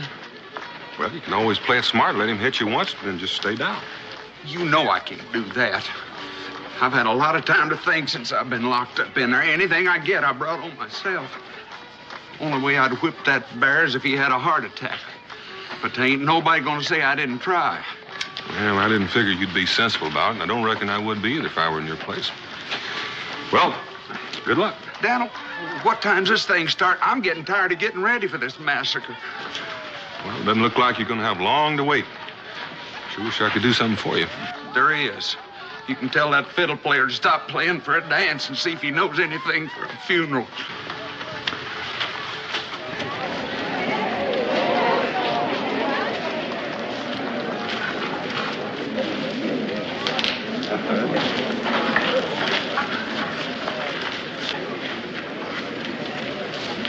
Cincinnati, they're here. The fight's going to start any minute now. All right. Hey, drink up, gents. This establishment's closed till the war is over. Let's get him.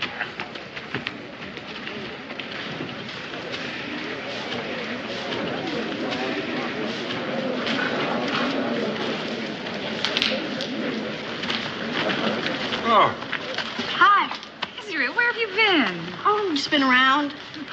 Well, shall we join the crowd? I don't think I want to see it.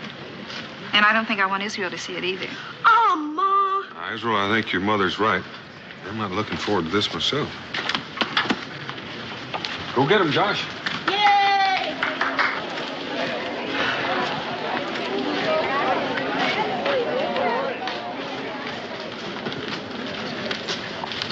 Josh, now get down. You can do it. Don't let him scare you. Go get him, Josh. Come on, Josh. Now, come on. No, Just don't let him can't. lay his hands on you. If you can't outfight him, you can always outrun him. Come on, now get in. Get under those ropes. Sit down. Take the stool. Sit down.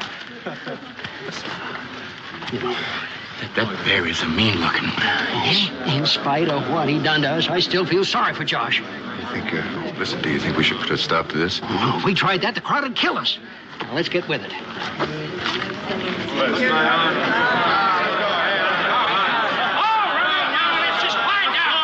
Ladies and gents, let me get your attention now.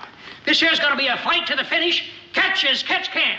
However, now, there's going to be no gouging, no biting. Now, you understand? Jonah. Get out of here. You're trying to commit suicide. Jonah! Do like I said and get out of here. We can't fight a man like that. What's he doing here? Well, that's the man I had planned to do the fighting. I just hold his seat for him.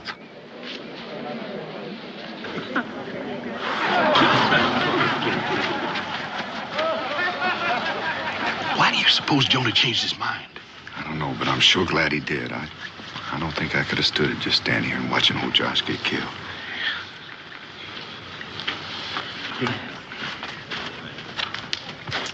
All right, ladies and gents, now we'll get on here. Now, like I said, this is going to be a fight to the finish. So, now remember, no gouging, no biting. So if you two gents are ready, why, just come right ahead. Let's have at it. But wait till I get out of here. Get him, Jonah! There we go. Get on. Yeah, you know what you go get him. Yeah, that's right.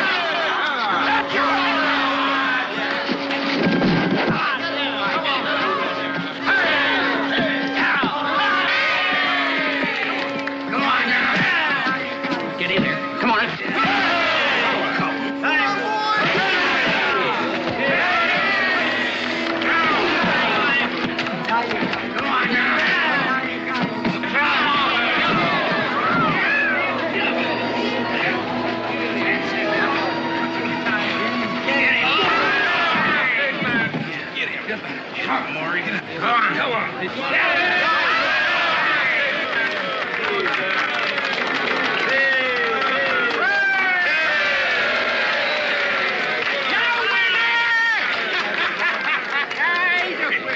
Jonah, what a fight. You were wonderful. Jonah, it was... Jonah? Jonah? Listen, Jonah.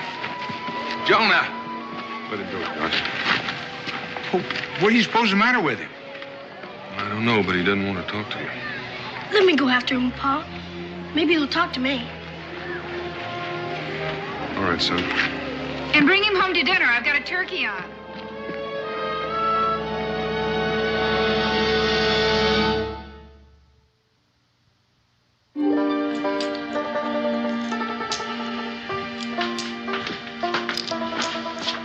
Why are you looking so downhearted?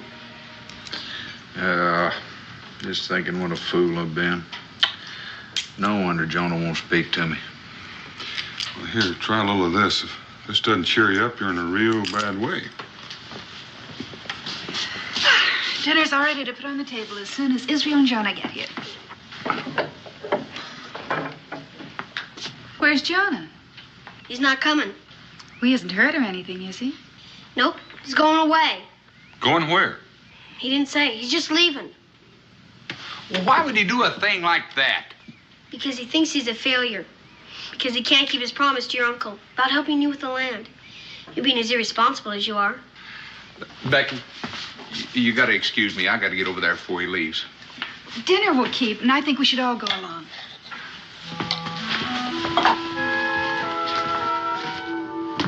You, going to leave before I even had a chance to say thank you, huh? Thank me for what? Quite possibly saving my life. I know that may not be too important to you, but it's kind of valuable to me. Well, you would have made out all right without me. Oh, sure. I'd have been massacred, and I got a witness along to back me up.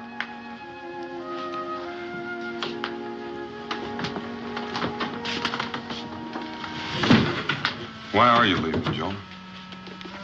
Mr. Boone, I gave my word on something I couldn't make good in. It was a mistake for me to interfere in Mr. Josh's life. Man has to live with his mistakes, but I never heard where he had to live in the same house with them. It's not your mistake, Jonah. It's Uncle Langston's. He's a good man. He meant well, but he's got no right to dictate to anybody how they're going to live. Me, a planter? If I was going to be a planter, I'd have been a planter a long time ago. Guess I found that out. I'm not finished yet. I'm not the only mistake he made. You're the other one. Served him all your life. He had no right to ask you to serve him after he'd done cashed in his chips. And of all things, being a slave to somebody like me. Now, does that make sense or not? Well, it makes sense. So, as of right now, you're not serving anybody but yourself. Because you're free. I'm setting you free, and I'm going to find a paper that'll make it legal. Mr. Josh, Furthermore, you now own one section of Kentucky land. You can't transfer that title, Mr. Josh. I can will it to you. Now, don't you think you ought to kind of hang around to see that the weeds don't grow up in it until somebody hangs me or shoots me or something happens?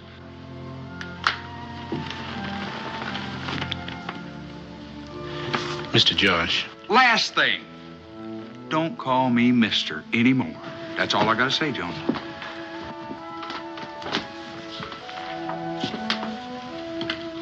You still planning on leaving, Jonah? He can't leave yet. I haven't had a chance to take him fishing yet. Yes, you did promise that you'd teach me that, Israel. I don't like to interrupt all this, but I've got supper cooking at home. And if none of you are going to eat it, I'm going to feed it to the hogs. I reckon we better go.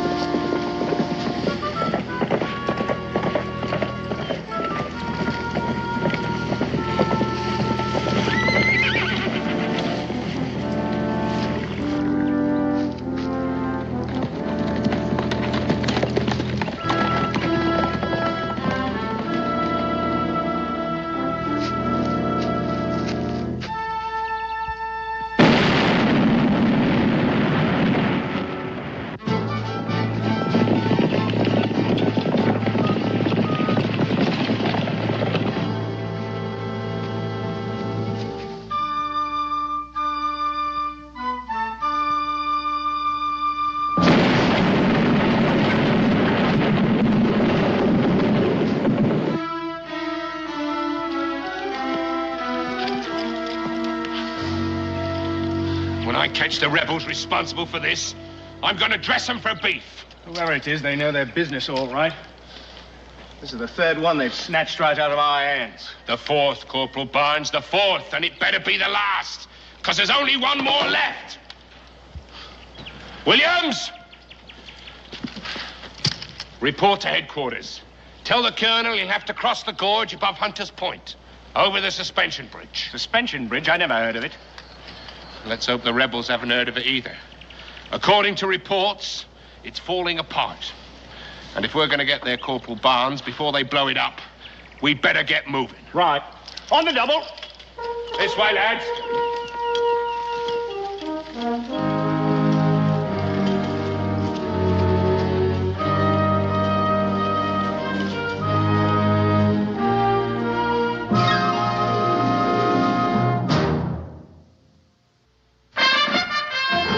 Daniel Boone was a man, yes, a big man, with an eye like an eagle and as tall as a mountain was he. Daniel Boone was a man, yes, a big man. He was brave, he was fearless, and as tough as a mighty oak tree. From the coonskin cap on the top of old Dan to the heel of his rawhide shoe, the rippinest, roaringest, fightingest man the frontier ever knew. Daniel Boone was a man, yes, a big man, and he fought for America to make all Americans free. What a Boone wanted to do and what a dream come true was he.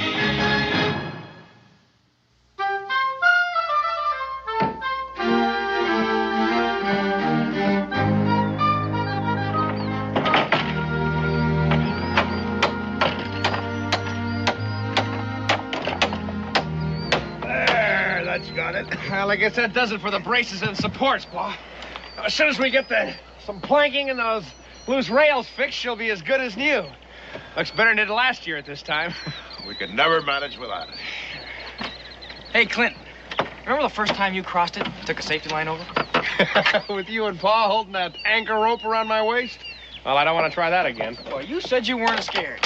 Well, the only reason I did it was because I knew if I didn't, you were bound to have a try at it. You know, Pa, we could charge a toll for crossing it. Help to pay us back for labor and material. Oh, no. Anyone wants to cross, they're welcome to it. I don't aim to make any money out of anybody's need. Now, come on, help me pick up these tools. You can bring a couple of more loads across before summertime. All right, let's get this up here, kid. In there. All right, you take the lumber, I'll take the keg of nails. Okay.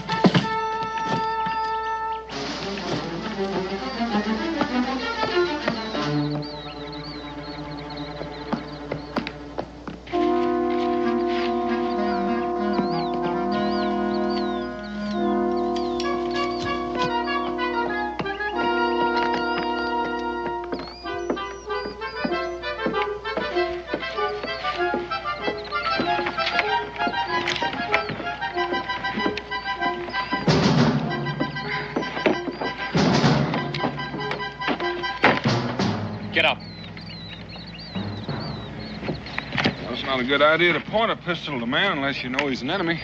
How do I know you're not? How do you know I am? I'll let my father decide that.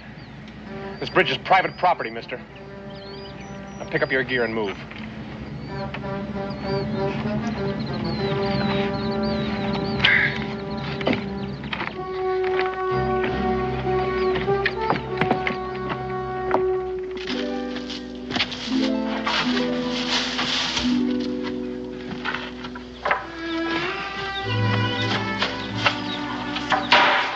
I'm over here, Clint. I found him by the bridge, Paul. You're a long way from nowhere, mister. Gotta state your name and business. My name's Boone, and I didn't get a... Daniel Boone? That's right. Well, I'm mighty sorry, Mr. Boone. But what with the war going on and everything, This here's the man that opened the Cumberland Trail in Kentucky. Ain't that right? I reckon so. We might not even be here but for him. My name's Bickford, Mr. Boone. This here's my two boys, Paul and Clint. Howdy, Mr. Boone. Sure, I'm sorry, Mr. Boone, for back there. It's all right, son. No harm done. Mr. Bickford, I need to talk to you. Why, sure, sir. Go right ahead. Well, I didn't happen up here just by chance. I'm here on Army business. Well, how come you're not in a uniform? Well, I'm not in the Army, but I have papers authorizing me to carry out my orders. Well, what do the Army orders have to do with me, sir? Possibly quite a bit. You may not know it, but there's a British regiment on its way up here now. Oh, how does that concern us? British intend to burn all the outposts, destroy all the forts. My orders are to see that they don't come across to this side of the gorge. Well, I don't know much about military matters, Mr. Boone, but I know I can think a heap better over a cup of coffee. Come on.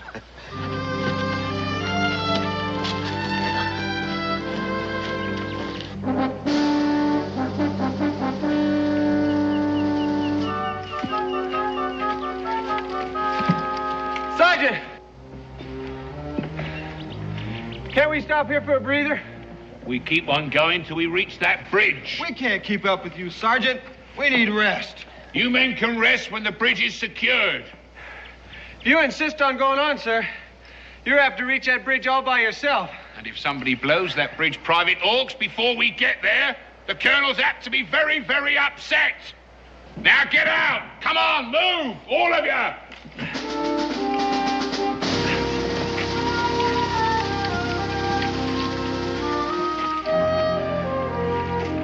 Your bridge is the only one left standing in 100 miles. We've blown up all the rest. I don't care about the rest. The forts the British aim to burn are the only one Virginia has. There are 10,000 Indians waiting to pour in if they're destroyed. Now, the whole outcome of this war might well depend on keeping the British off this side of the gorge. You don't seem to understand, Boone. We didn't fix that bridge just for something to do. It's harvest time. That bridge is our livelihood. The British will be here by morning at the latest. It's got to be done tonight. Are you telling me I can't take my new harvest across that bridge? The British won't wait. Well, neither will my crops. We gotta have that bridge. There's no other way to market. Why, when we come out here, that bridge was good for nothing but stump wood. We made it into something. I appreciate the fix you're in, but it's Army orders. Army? What do I care about the Army? What's the Army ever done for me? They're fighting your war for you. Oh, no, you're not going to drag us into this, Boone. Oh, no. I got a war of my own. I've got a war with nature and the land. I've got a war with pests and drought. I've got a war with cold and hunger.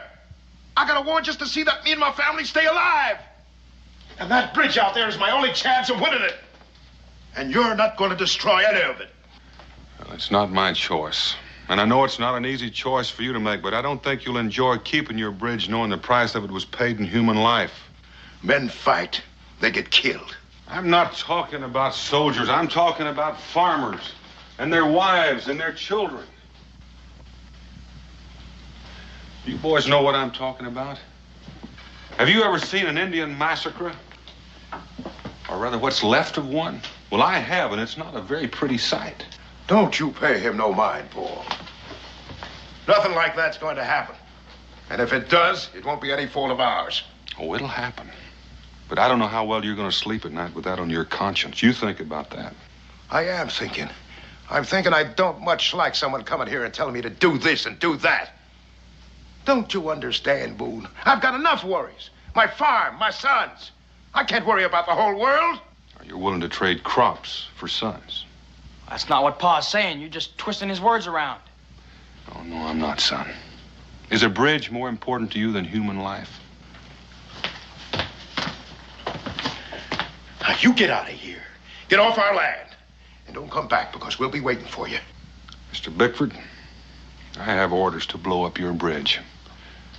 And I'm going to do just that. Let's grab him.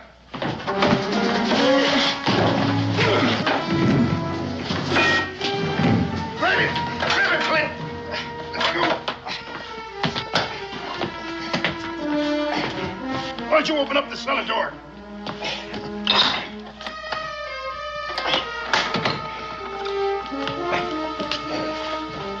Wait a minute, let me get this out of here. Ease him down. Go ahead, get him down.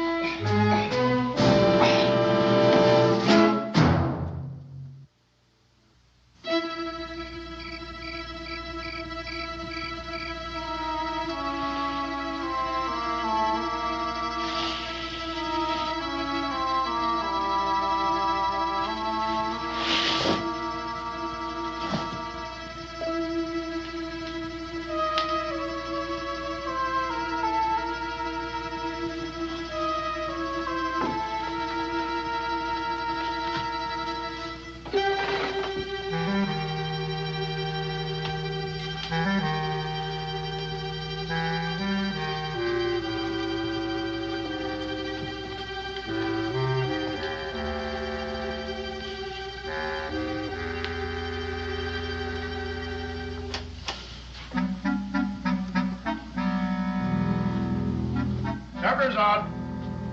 Come on, let's eat. No sense of letting the food get cold.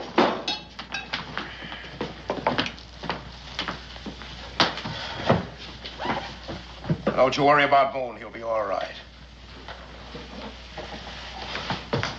We thank the old Lord for watching over this house, for giving us the courage to persevere, for blessing us after all these years with good crops. Amen. Eat your food, boy. I'm not very hungry, Pa.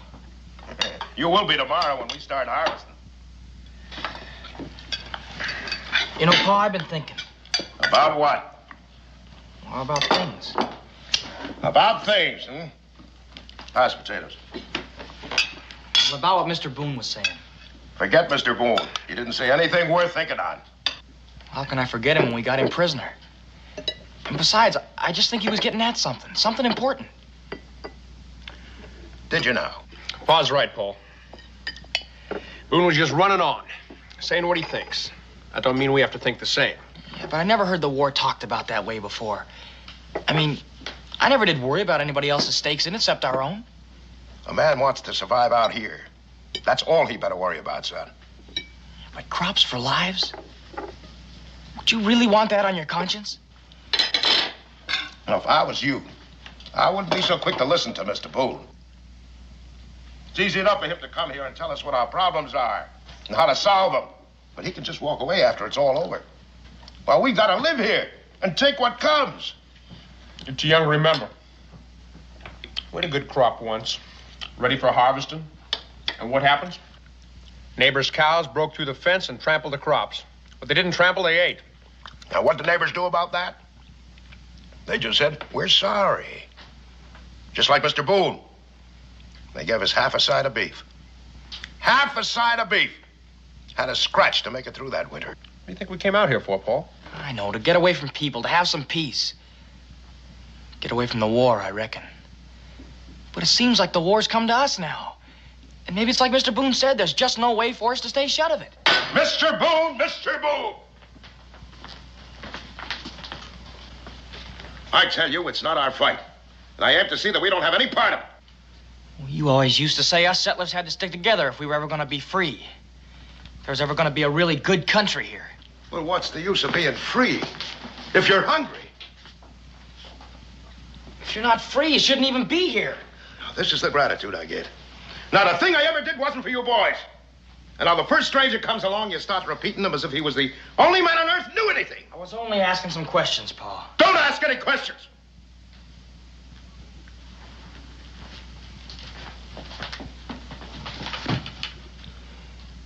Don't ask any questions until you know a little of what life's all about.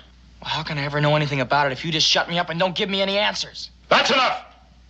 I don't want any back talk out of you. Not until you've grown up enough to know what you're saying.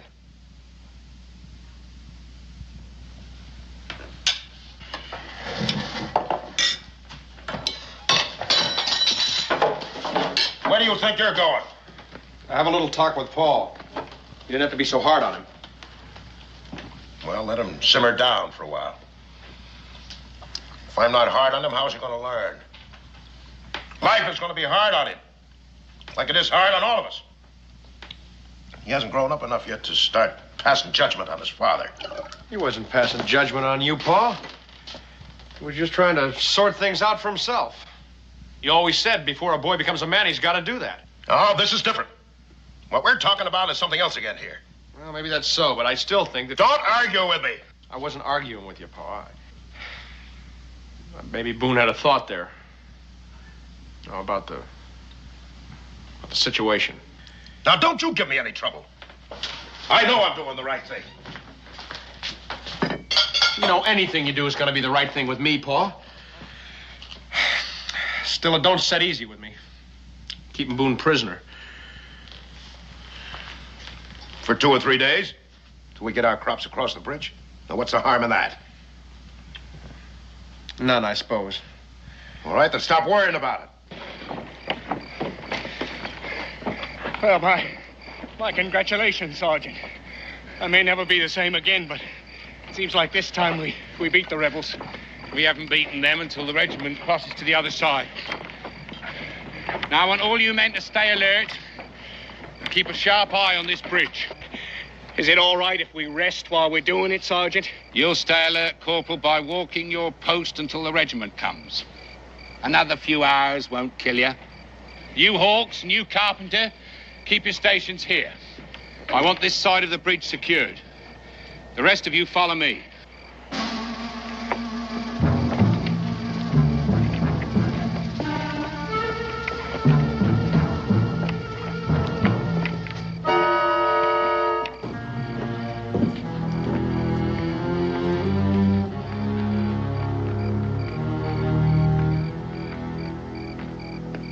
You all right, Paul?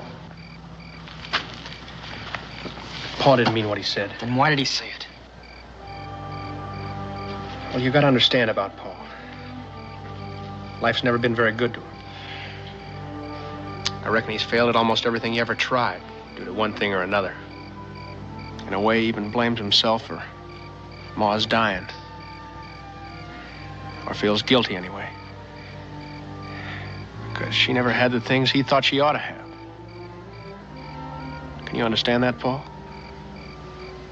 I reckon I can. That's why the bridge is so important to him. 'Cause we got a good crop this year. And if you look at it one way, that bridge could be the difference between success and failure. And I reckon he just can't bear the thought of losing out again. You think he's right in what he's doing, Clint? He thinks he is.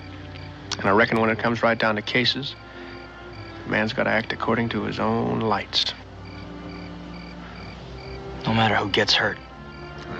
That's the hardest thing about making up your own mind. Well, Pa's got his mind made up. So it seems. But you're not too sure about yourself. What makes you think I'm not? You stand there and tell me about how I got to understand the way Pa thinks. Only it's not me you're trying to convince. It's you.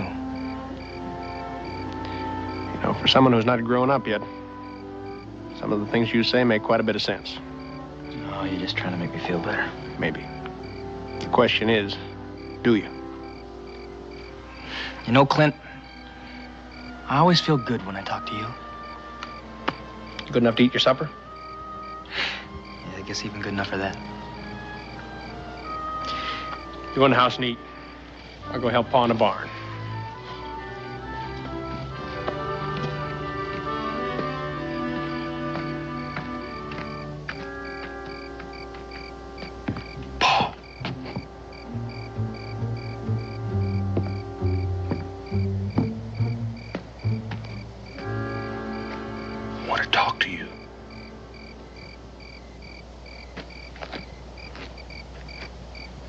What about? Well, I'm sorry I brought up things that made trouble between you and your pa. Wasn't no trouble. Oh, I thought... Don't matter what you thought. My pa's always known what's best. Well, maybe... but things might be different this time. Wow. Well, look at it this way. Your pa may think he's being neutral. But by helping the British... well, it's plain to see what it adds up to. He might be called a traitor. You don't know what you're talking about. My pa's no traitor. I'm sure he doesn't mean to be, but that's what it adds up to. And by your helping him, that makes you one, too. I know what you're trying to do. I'm trying to get you to keep your father from becoming a murderer.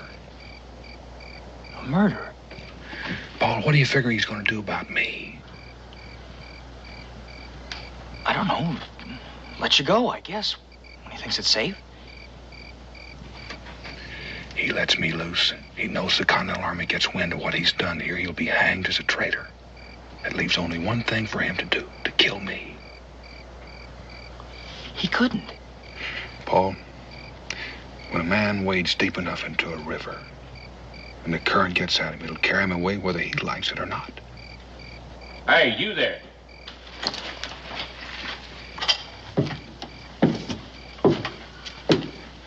You live around here, son? Well, yes, sir. Why?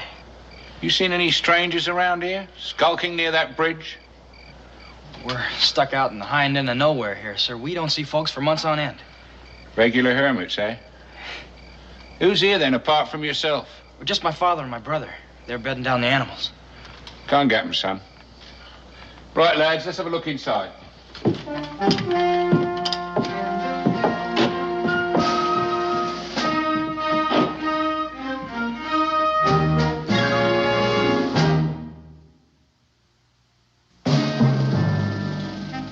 Thanks, Mr. Bickford. A good cup of tea helps after a long march. There's some food on the table, then. That's most hospitable of you. Poor colonials. Are you as generous to rebel troops who pass this way? We don't take sides in this war, sir. I should think you'd have a hard time staying neutral. Well, not way out here, sir. There's nobody nearby that would care one way or the other. And besides, we've been very busy tending to our own affairs, sir. That's wise of you. If the rest of the colonials thought as you do, this country would be a lot better off. I presume you own that bridge out there? Yes, sir, I do. Then I request permission for its use in transporting His Majesty's troops. Just go ahead and use it. I reckon it wouldn't do me any good to say no. I think you're quite right, they say. Full rifle, Sergeant, all I could find. Are there any other firearms in the house? You have them all right there. Take charge of them, Corporal. Aye, sir. What's down there? Sir, it's the storm cellar, sir. There's nothing in it, just some potatoes and seed and trunks and old stuff.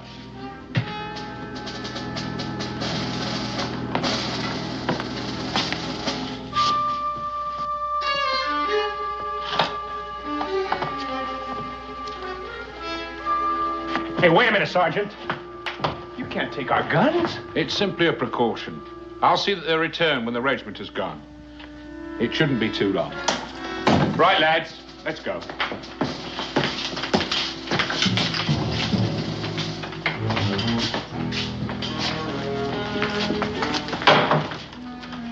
Well, that was close. Well, now we can forget about the British. Our troubles are over. Yeah, well, maybe they're just starting. Nonsense, boy. We've got no quarrel with them. Well, what are we going to do with Boone? Well, leave him there. He has sense enough to stay quiet. It'd be mighty awkward to try to explain his presence here. All right, you two get to bed. It'll be over tomorrow. And remember, if we're friendly to them, they'll be friendly too.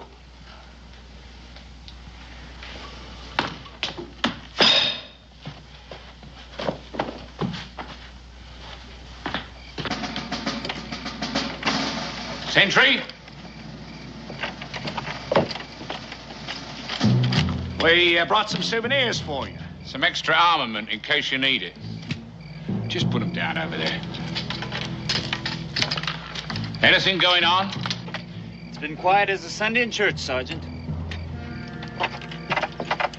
Too quiet.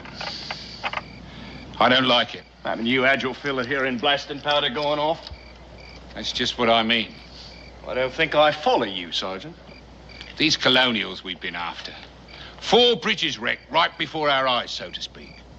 It don't seem right they'd not try to get this last one. Well, that's simple. We got here first. Perhaps.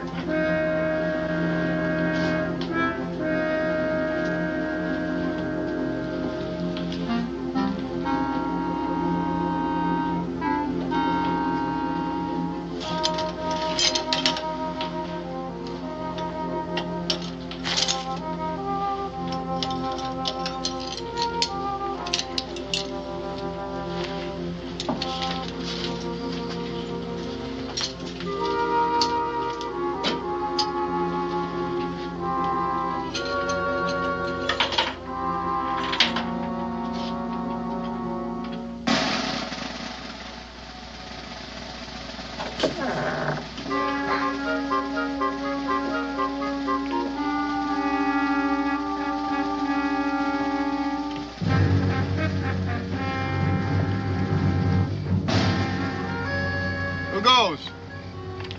I said, who goes? It's me, Paul Bickford. What are you doing out here at this time of night? I couldn't sleep. I just thought I'd get some fresh air. Well, you picked the right place for it, son. You nearly got an air hole blasted right the way through you. Now go on, get back to your cabin. Yes, sir. And don't let me catch you out here again. Back to your post, Cedric.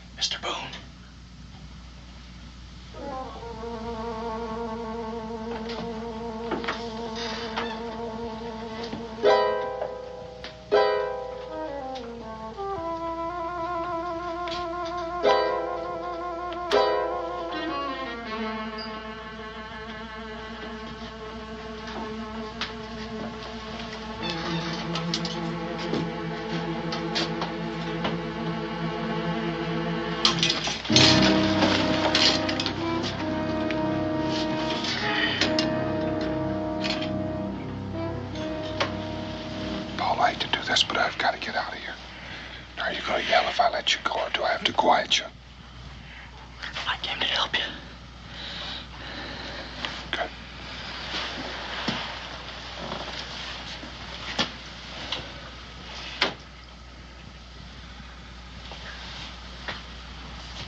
Is there anyone awake up there? No.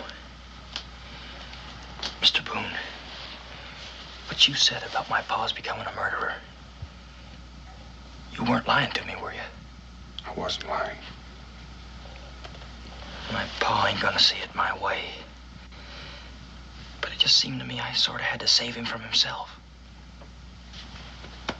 You'd better get out of here. It's coming on to first light.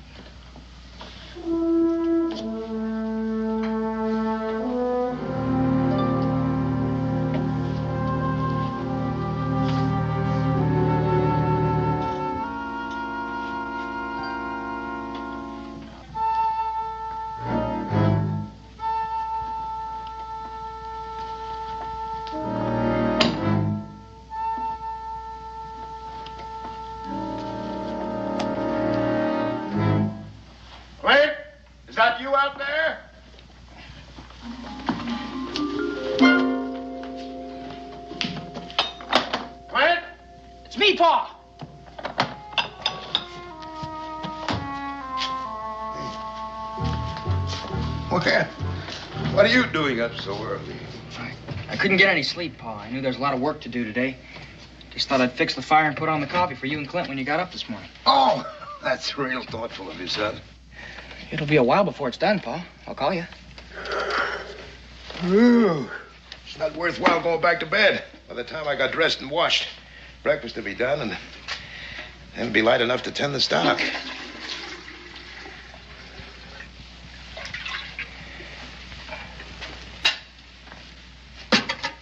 Paul, I'd like to talk to you. Can't we talk later, Pa? No, I think this needs saying, so I'd like to say it now. I'm sorry for what happened tonight. That's all right, Pa. No, it's not all right. But a man sometimes says in anger what he don't rightly mean. I know that, Pa. You know, a man's entitled to his opinion. I just want you to know that what I do is not for myself. It's for you boys. This farm is all I got left to give you and Clint. That's why I gotta keep it the way it is no matter what. I understand that, Pa. Well, as long as you know, that's fine.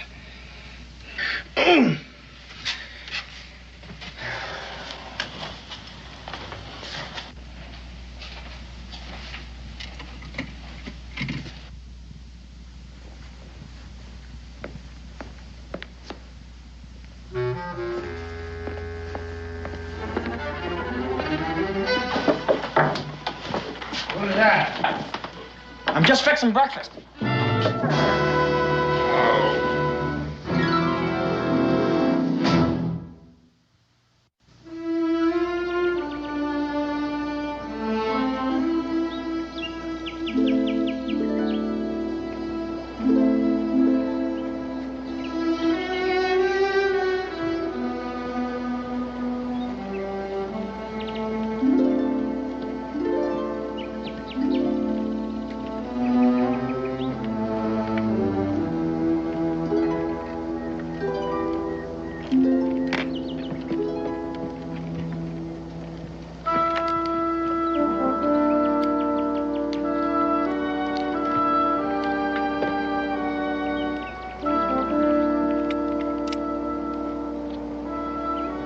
Sergeant Malcolm!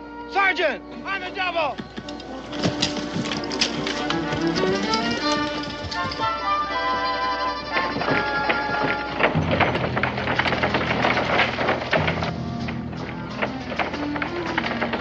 Trouble, Carpenter. It looks like a bag of blasting powder tied under there. Cut it loose.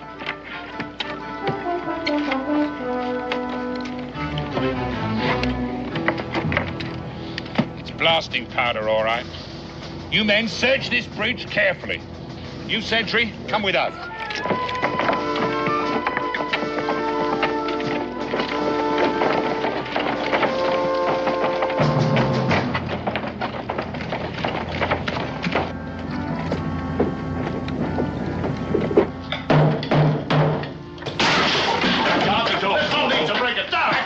To the fireplace and turn around, the three of you. Move over there. Now, just a minute, Sergeant. I'll give a man a chance to explain. Explain? What would you like to explain? This?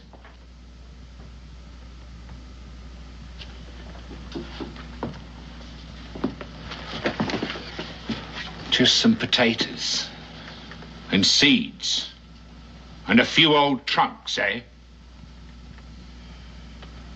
Sentry, open the cellar door.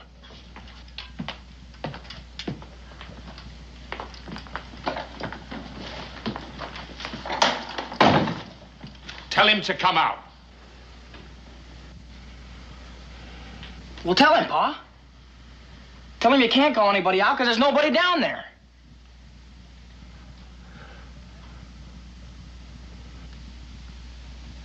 I shan't ask you again. Tell him to come up.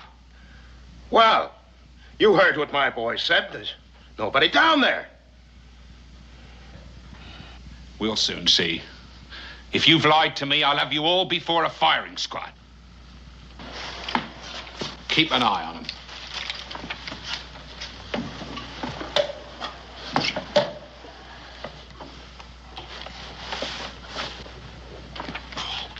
It's all right, Clint.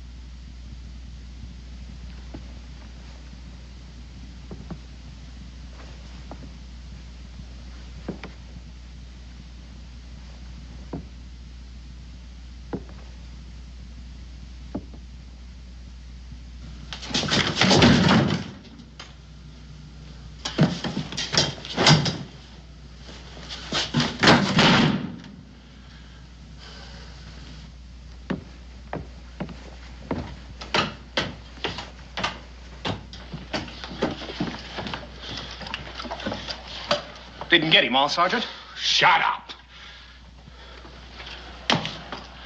Go and search those outbuildings. The both of you. Aye, sir.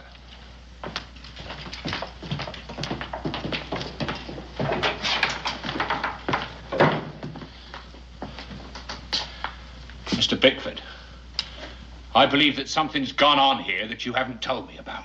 Well, you saw for yourself. There was no one down the cellar. And I told you we hadn't taken sides in this here war.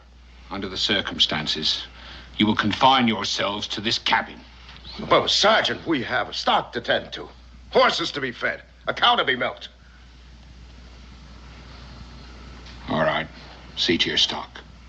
But I don't want to see you near that bridge. Understand?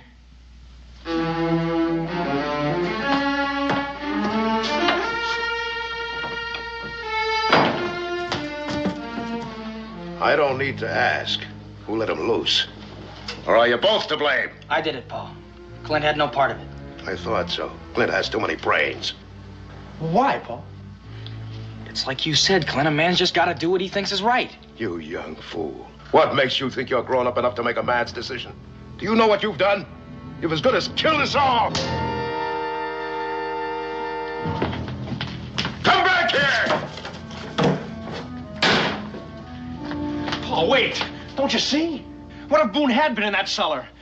Well, it's just lucky that he wasn't, that's all. Are you turning on me too, Clint? No, I'm not turning on you, Pa. But Paul did what he thought was right. He couldn't stand to see a man killed.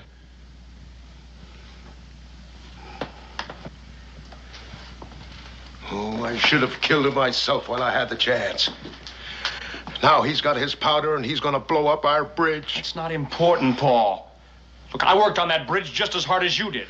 Maybe harder. But it still ain't worth killing for. It's not too late. He's out there somewhere. He's out there near our bridge. Are you coming with me, Clint? Pa, you can't go out there. The British are still there. I could explain to the British. They'll stop Boone from blowing it up. Pa, will you listen to me? Boone can't blow up the bridge. Not with our British still there.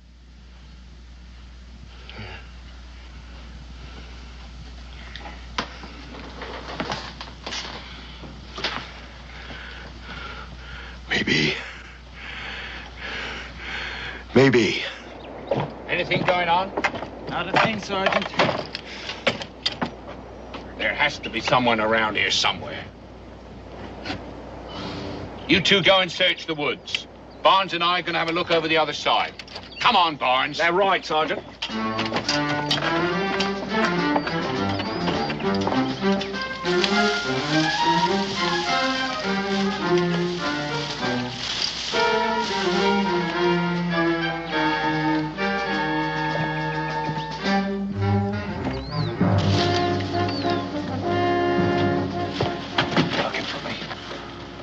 Much obliged. They got our guns and yours, too.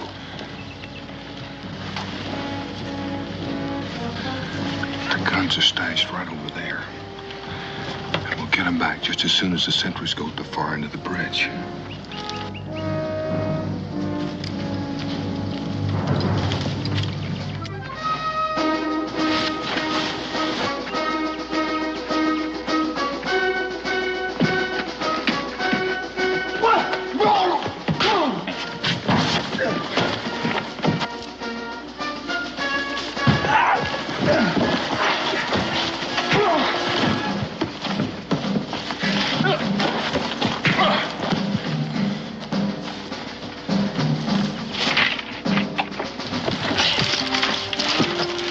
Paul, get up on that cliff. Be careful.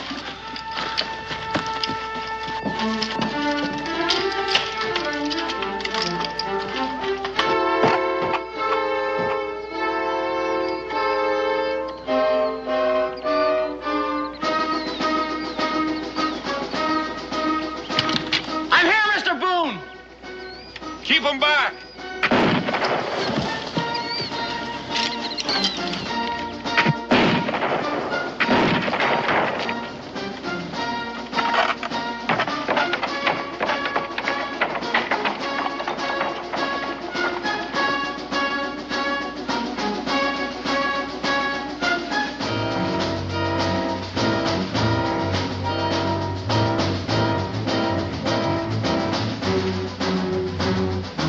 What's happening here, Hawks? That kid on top up there. Here, never mind him. Get this man on the bridge.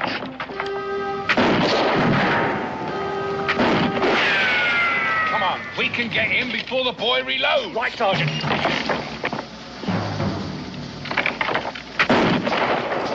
Hey, he's got all those rifles. Get back. No, keep going, keep going. I'll get him, sir. Come on in, Hawks.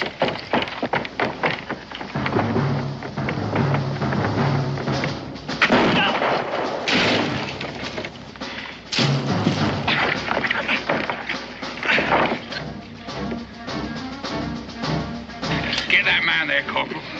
Aim as fast as I can, Sergeant. Come on, Barnes, get him. Good.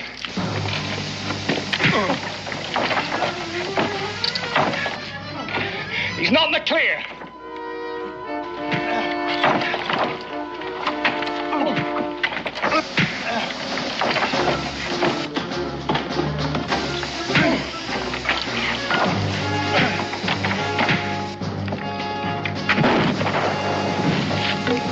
Now get that fuse. Get the fuse.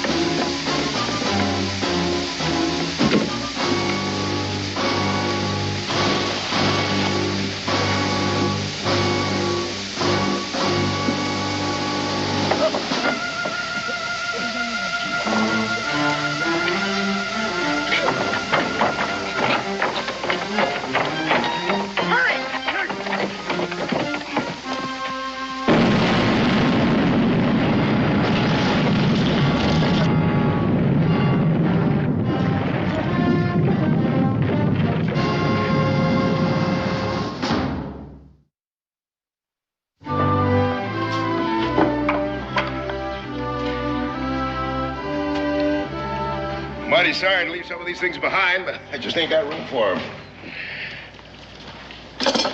Well, you'll come back after the war. Build a better bridge than the last one. Oh, no, Mr. Boone. We start depending on it like before. When a man's got just one thing to depend on, he's apt to give it a value which is all out of reason. That bridge pretty near lost me all I hold close. My sons and my pride and my self-respect. It cost me dear, but I'm glad I got it learned in time. And I learned something else, too. Those boys of mine got more brains than I have. You ready to start, Mr. Boone? Anytime you are. Let's be about it. All right, boys, hop on.